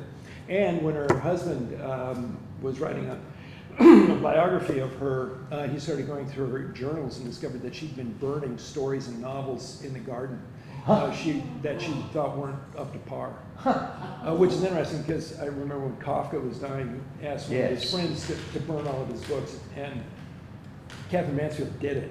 There's a difference between... Well, the difference is you do it yourself. Yeah, if you want to burn your books, go ahead and burn them. Probably a bad idea, but Yeah. go ahead and do it. If you ask your friend to do it, you don't mean it. I would say, okay, I will. You bet. Yeah. Uh-huh. Well, that's And what happened. And then you go, okay, I didn't burn it.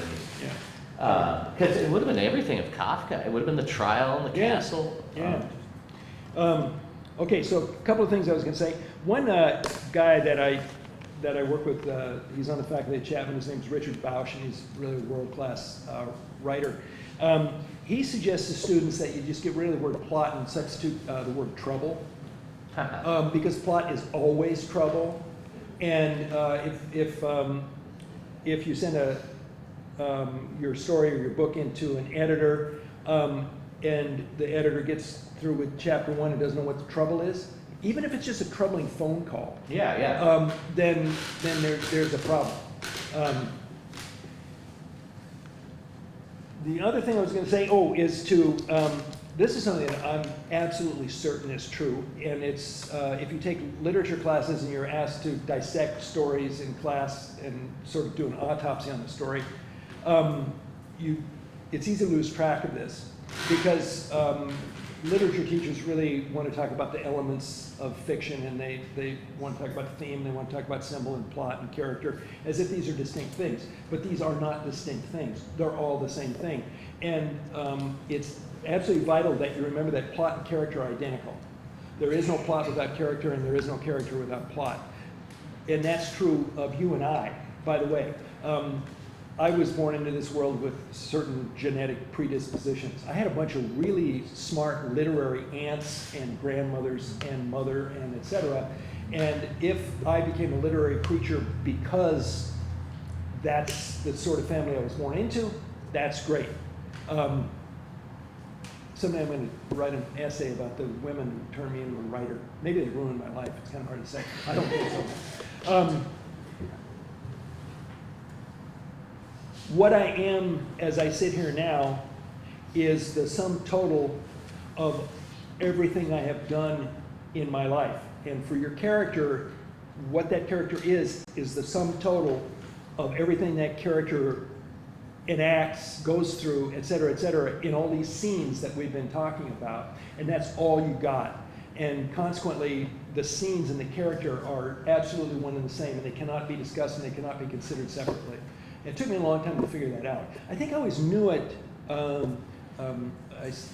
somehow intrinsically, because I had read so many books, and I was, or at least trying to do what my favorite writers had done in the books that they wrote. But it wasn't, I was fairly late in life before I put that together. I think Flannery O'Connor said that to discuss a story in terms of plot and theme and symbol is like trying to somehow express the nature of a human face by saying where the eyes and nose and mouth are. It doesn't get it, you know. I sometimes thought that looking at a story in a literature class as opposed to looking at a story you're writing, the literature class is how to take it apart. But they are not put together along the same scenes as the scenes at which they come apart. Like you wouldn't explain how a human being comes into existence by running the tape of an autopsy backwards. I think a lot of times literature classes give you unhelpful attitudes toward how stories are put together. They talk about theme.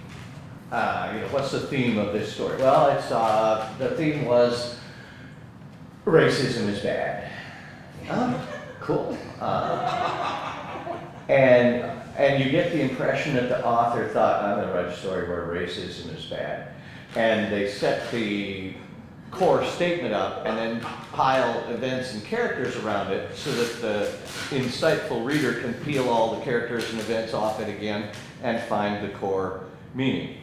I'm always very convinced that even though it's true that any piece of fiction more than 4 pages is going to have some sort of theme, it's best if you let it happen on its own. Reread your story and discover what the theme was. I always say, people ask me, well, Powers, what themes do you feel you explore in your fiction? I always say, nobody wins when you play games with traffic safety. Which it's true. Can't argue with it. I think that if you look at literature on the whole, the theme is almost always time and death. Yeah. Even great love stories are about time and death and dismay and other things like that. I should just saw all that. Time and death. What did you think? What are they ever about? I'm exactly the same way. I've never been able to write a book by coming up with the concept first. I come up with characters, I come up with setting, whatever it might happen to be. On the other hand, I'd say whatever leads you to write the book is not necessarily a bad thing if it works. I like to think of theme in a little bit different way. I think, to my mind, I've referred to Hemingway a couple of times. Okay, so Hemingway wrote The Sun Also Rises, and it was nominated for a Nobel Prize, and he didn't get it. And then many years later, he wrote The Old Man and the Sea, and it didn't win a Nobel Prize. And the Nobel Committee said that his themes had finally matured.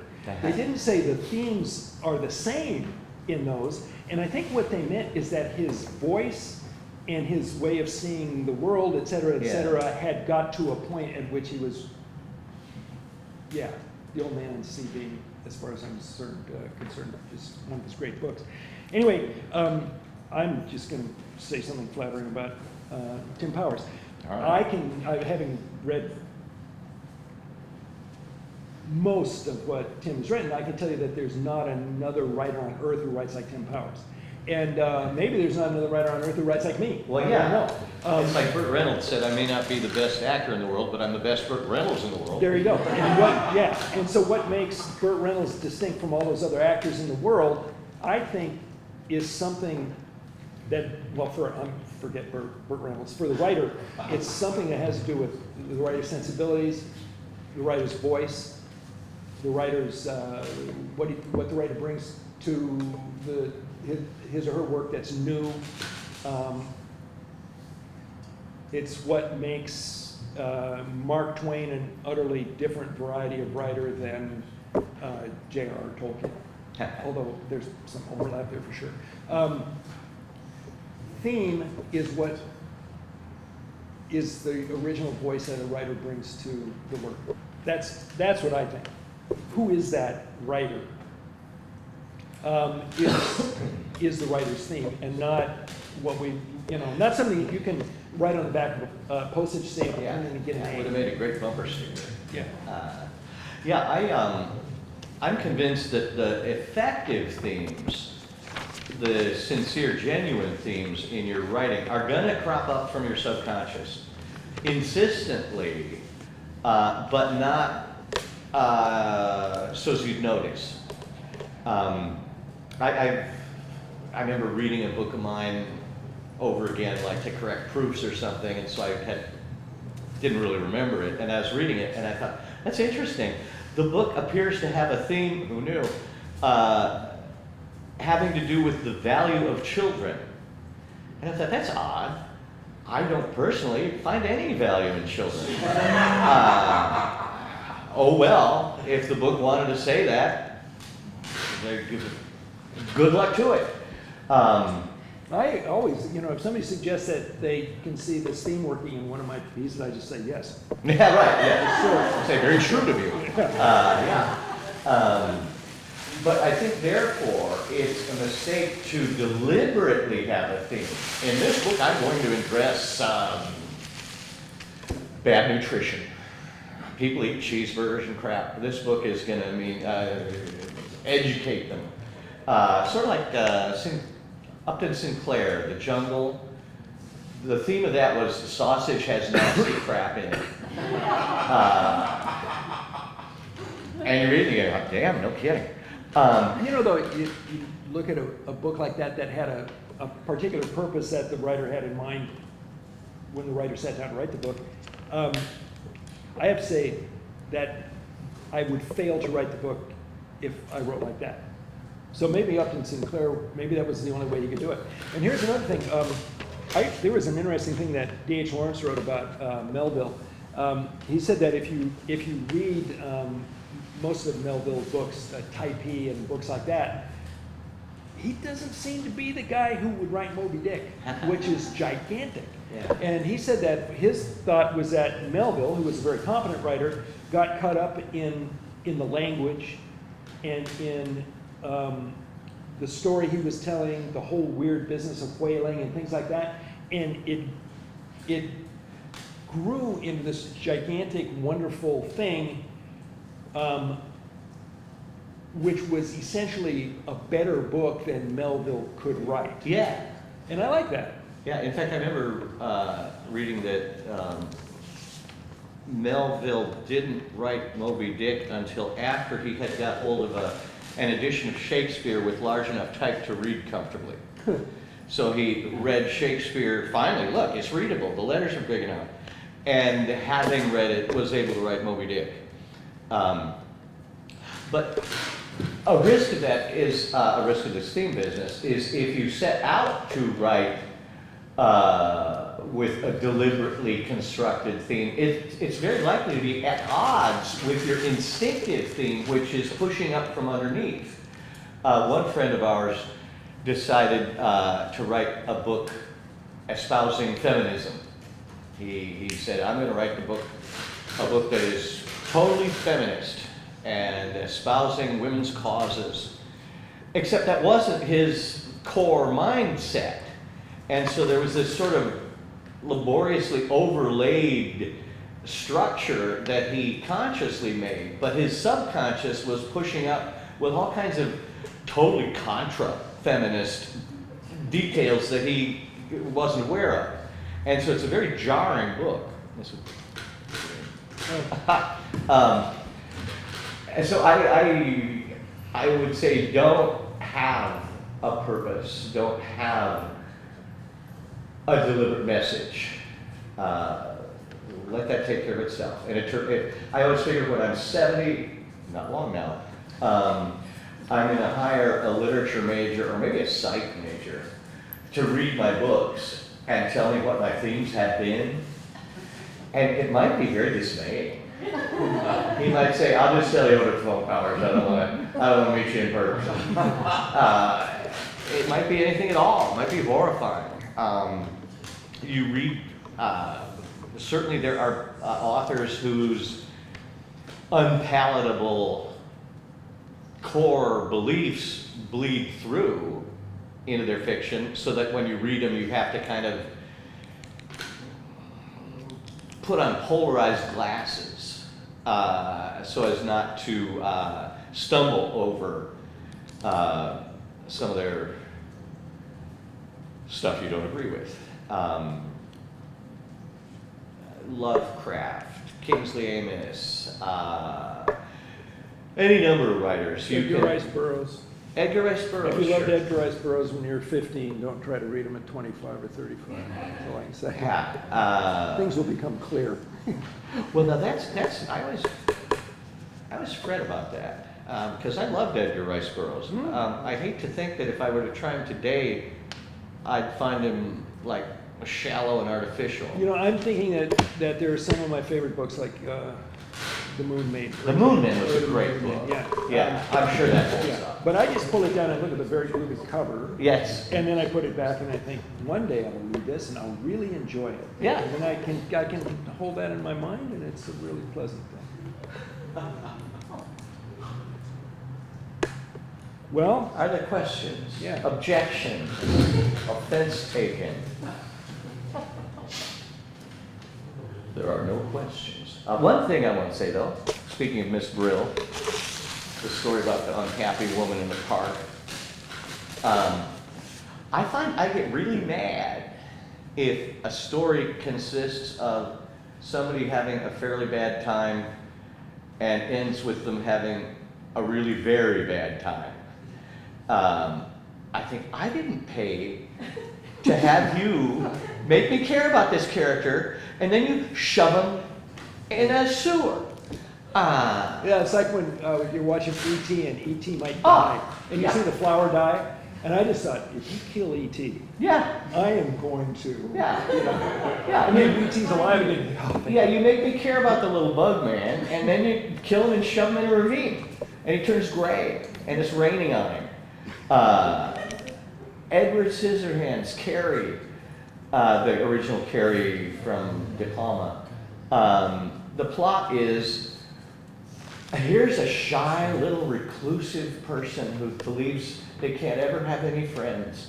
But no, we'll coax them out. No, come out in the sun. Look, we all love you. Come out. It's a wonderful world. You don't have to hide. And as soon as they get out, you dump a bucket of pig blood on them and they kill themselves. I didn't pay you so you could do this to me. Shoot, man, that's a bad attitude. Or Remains of the Day, or Howard's End, or Howard's Other End. Whatever the sequel might have been. I just say, I'm not paying you to get me somewhat depressed in order to make me very depressed. I sometimes sitting down on a rainy day, though, reading something really depressing is, you know, it's like reading Philip Larkin's Well, now poetry. poetry works that way. Poetry almost has to be depressing to be good. I mean, then it's wonderful. If you're feeling all depressed and mistreated, reading A.E. Housman or You know, though I reacted just like you were saying when I read Houseman's poem where the hedgehog gets run over by the lawnmower. that's Read not that? Houseman. No, not Houseman, excuse me, Philip Larkin. Oh, Larkin, Yeah. yes, yeah. Yeah. that was it. I was done. Don't hurt any hedgehogs. Well, no, it's different if it's hedgehog, sure. I mean, it was a sad poem. He was very sad about it. Yeah, there's a poem about a dead Scotty dog that I couldn't read aloud. No, it's people that are supposed to have a bad time. And incidentally, another valuable sort of trick or spur or idea generator is that I find sometimes useful is have your character be world-class good at something, but he's resolved never to do it anymore. Tennis, chess, piano, political activism, because you've made two promises. You've promised that we'll find out why he has completely cut that part of his life out. And you've promised us that he will go back to it before the story's over. It's like Casablanca. I'm sure everybody has seen Casablanca, right? Of course you have. Best movie ever. Makes Citizen Kane look like a piece of crap. Anyway, Casablanca, you've got Bogart. He used to be involved in the political business, the Spanish Civil War, running guns to Ethiopia, but now he's quit all that. He doesn't care about, he thinks about number one only. And you think, okay, he's gonna go back to it. It's a promise.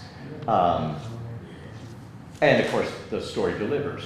A variation on that is, who is it that the character has had no contact with for years? Used to be very close to, but has had no contact with since 1990. You've made two promises. You'll tell us why the character has totally cut off or been cut off from contact with that person, and you've promised they will meet again in an important way. When you're blundering around, as I often am, looking for a device to hang a story on, that's often a good start. So we need more questions on Yeah, nobody got any questions? So I have a question about scenarios, like the scenes. How do you decide which scenario you want to head in that direction? Scene? Which scenarios, what? When you have like multiple scenarios in the scene, how do you decide which direction you want to head in?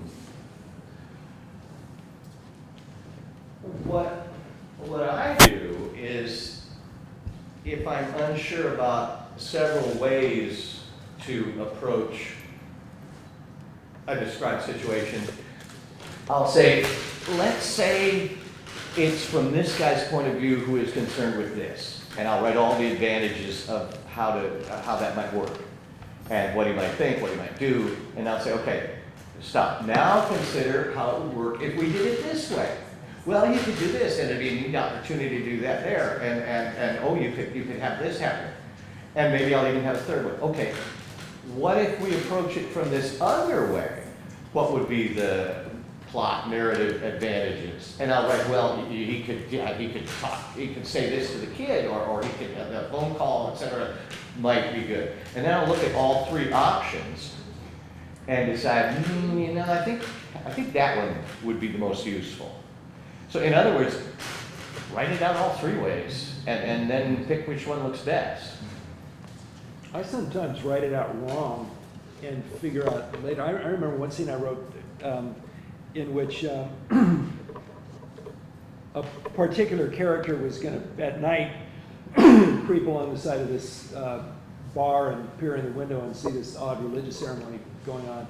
And after I wrote it, I realized it had to be the wrong guy. If it was this other character, an odd guy who owned a bookstore downtown, then it would imply that he had secret knowledge because he looked in this window, and later on he's found dead floating in the Colorado River, and all of a sudden all kinds of things made sense. The way I had it written originally, it was my main character who had done it, and he didn't really get anything out of it that mattered very much to the plot, But I had to write it wrong before I could write it right. Yeah, remember that when you're writing it, this isn't final draft. You may discover, well, it would actually be better approached from this point of view. I had one book in which this woman is going to kill herself, and I had the good guy come in and convince her not to kill herself. Toss that. I had the bad guy come in and convince her not to kill herself for bad guy reasons, which was more effective. The trick is, don't ever regard it as sacrosanct because you wrote it. Always think, well, what if we, sometimes I'll tell myself, what if we reverse this? And I'll think, what do you mean reverse? I don't know, you tell me. Let's say his kid gets the phone call. Let's say this character is dead during the scene. Let's say this character isn't present at all, and instead the elderly priest is there. Kind of consider any sort of adjustments or alterations possible, and then look at them all and say, well, I think that possibility over there is the way to go out of all these I've thought of. I always like to imagine that I consider every single possible plot element, which isn't true, of course, but in principle, I like to consider every conceivable variation so I can say, well, I like that variation. I'm just noting the time. It's by the clock, but I think we can probably take a Okay, one more question. Yeah. I just had a question right at the end when I was getting my book signed about, I know a lot of us are writing alternate worlds and fantasy worlds. And so you do your world building and then you have your plot. But then as you're going along, like the world, it's a fantasy world. So the world changes, so then does the plot change? The world changes from what you originally thought Right, of because as you're writing. it. It's different than writing in a contemporary world where you know what, Yeah. Yeah. where the rules are fixed. Right, where the rules are fixed. So as you're going through, like I'm writing in an ocean world where, so as you're operating in the world, some of the fantasy world, the rules can change in that world, right? And so then does the plot change? I mean, I guess I'm just asking you to comment on like writing fantasy and dystopia, et cetera, sci-fi, and then trying to have a fixed plot because the world is slippery when you're building it yourself. You know, when I wrote my first book, long story short, it was rejected by the publisher I sent it to, and Tim actually told me, who sent me a rejection letter that said, "Gee, you write real well, but your plot is, to use a French term, shit." And you can't technical term. I thought, well, okay, I'll mail it to a different editor, which was not necessarily the best response. And Tim said, you know what?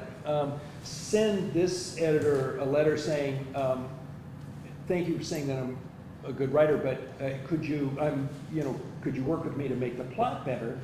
And I said, okay, I'll try that. He loved that. And I got a note back, 4 pages long, telling me why my plot was no good, which was a scary note. But I had changed up the world of the book I was writing. It was a fantasy. And when I did that, the plot went off the rails. And it happened about 60% of the way through the book, and basically what he said is go back to that point, like you made a mistake in a math problem. Yeah. Pitch everything out at the point where you made the mistake. And he pointed out something that I wasn't really paying attention to, but my character was a guy who made cheeses. And he, every year around pre-Christmas, he took his cheeses down to the end of the river and traded them for dwarfs for these magical toys that he would bring back up to the village where he lived, and they would, be Christmas presents. I should reread that. That was really good. Thank you. There was no way in the world that the whole cheese issue was a big deal to me. I mean, it was a 380-page manuscript about getting cheeses down the river. He said, no, that's not what the book is about, but that is the through line of the book. He has to get down there and swap those cheeses out for these magical gifts and bring them back up the river or die trying. Yeah. He said what happens to him along the way is probably going to turn out to be something way more interesting than a tub full of cheeses. But he's still got to, and that changed my way of thinking a whole lot. You still have that letter, I hope. I do. I have several letters. In fact, he and his wife it was Lester and Judy Lynn Del Rey, who had just thrown Sword of Shannara, the bestseller list, and it was a really good publisher to be with. They were just vicious. They were wonderful people. I loved them both. But Lester Del Rey wrote such forthright letters that I would get a phone call from his wife saying, watch out, there's a letter from It was like a howler in Harry Potter. You open the letter and it shrieked at you. But that would be what I'd say. I would say that if something shifts in the world of the novel, the essential plot and who the character is, etc., cannot shift. And I guess that's as close as I've got. Now, did you mean the rules shift because you meant them to shift at that part of the book, or did they shift to your surprise? Shift to my surprise. Okay, yeah. At that point, yeah, you built your world and you're propelling your characters through it. If at that point some part of the world shifts to your surprise, I'd stop and open a scratch file and talk to myself for a long time. What is the problem here? Well, it appears this, but at the same time this, they don't work out together. Okay, you do all this talking directly into the keyboard. What sort of solution could there be? Give me not solutions, but give me 3 sorts of solutions. Well, and I mean, when I'm doing this, I'll even type in you type in every thought, because you eventually come to a conclusion, but the conclusion you come to is likely to be stupid. And if you just did the whole thing in your head, that's all you got. But if you did it all into the keyboard, you can say, well, the conclusion is stupid, but look, page up, page up, page up. here I was onto something. And I think it's an article of faith and true too, that any problem you come up with in writing a book is solvable. You just got to talk to yourself into the keyboard long enough to circle around and find it. Incidentally, Lester Del Rey, that editor, he was great. I sold a book to him and then got a contract for another book. And when I delivered it, he said, well, this is horrible. I want my money back. I said, well, I spent it, you know. He said, well, then you owe me another book. I said, oh, okay. So I wrote another book. He said, wow, this makes that previous one look good. He did talk this way. What the hell, man? You got the money? No, the money's still gone. Okay, well, you still owe me a book. So I wrote another book. He said, you know what? Forget the whole, you can't, that one book you wrote that was good, I don't know what the fluke was there, but you can't write anything else. Luckily, I'd been selling the rejects to a different publisher. And eventually getting enough for them so I was able to give him his money back. And these were books of mine that had done well. But every time he rejected one, he'd say, okay, Powers, look, here's why your book is no good. And there'd be a 4-page single-spaced letter. And I'd read it and I'd say, these are good points. He's right. It needs rewriting. And so I'd write to him and say, look, you know, you're right. You want me to fix this? No, I hate it. I don't want to see it again. But that's what's wrong with it. And so, in effect, he was the editor on those books. Didn't get paid, but he did substantially make them better books. I remember one time Jim and I saw him at a science fiction convention, and he said, oh, Blaylock and Powers, I want to congratulate you two on having found a publisher for your second-rate works. And all you could say is, thank you, Lester.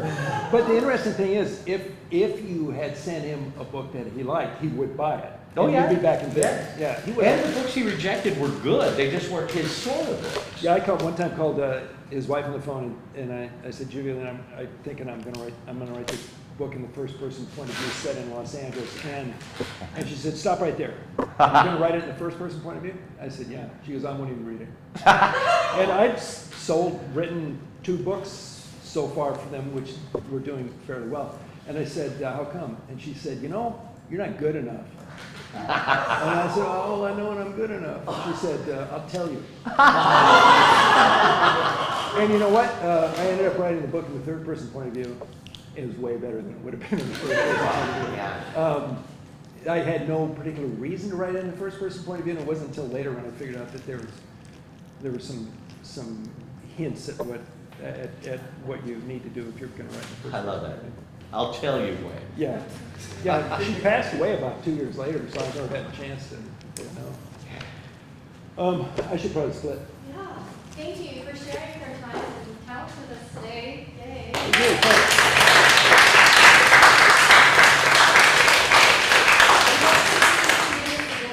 Yeah, I want to come back. We'll make it 10 years. Okay.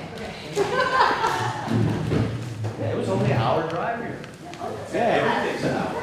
Perfect. Well,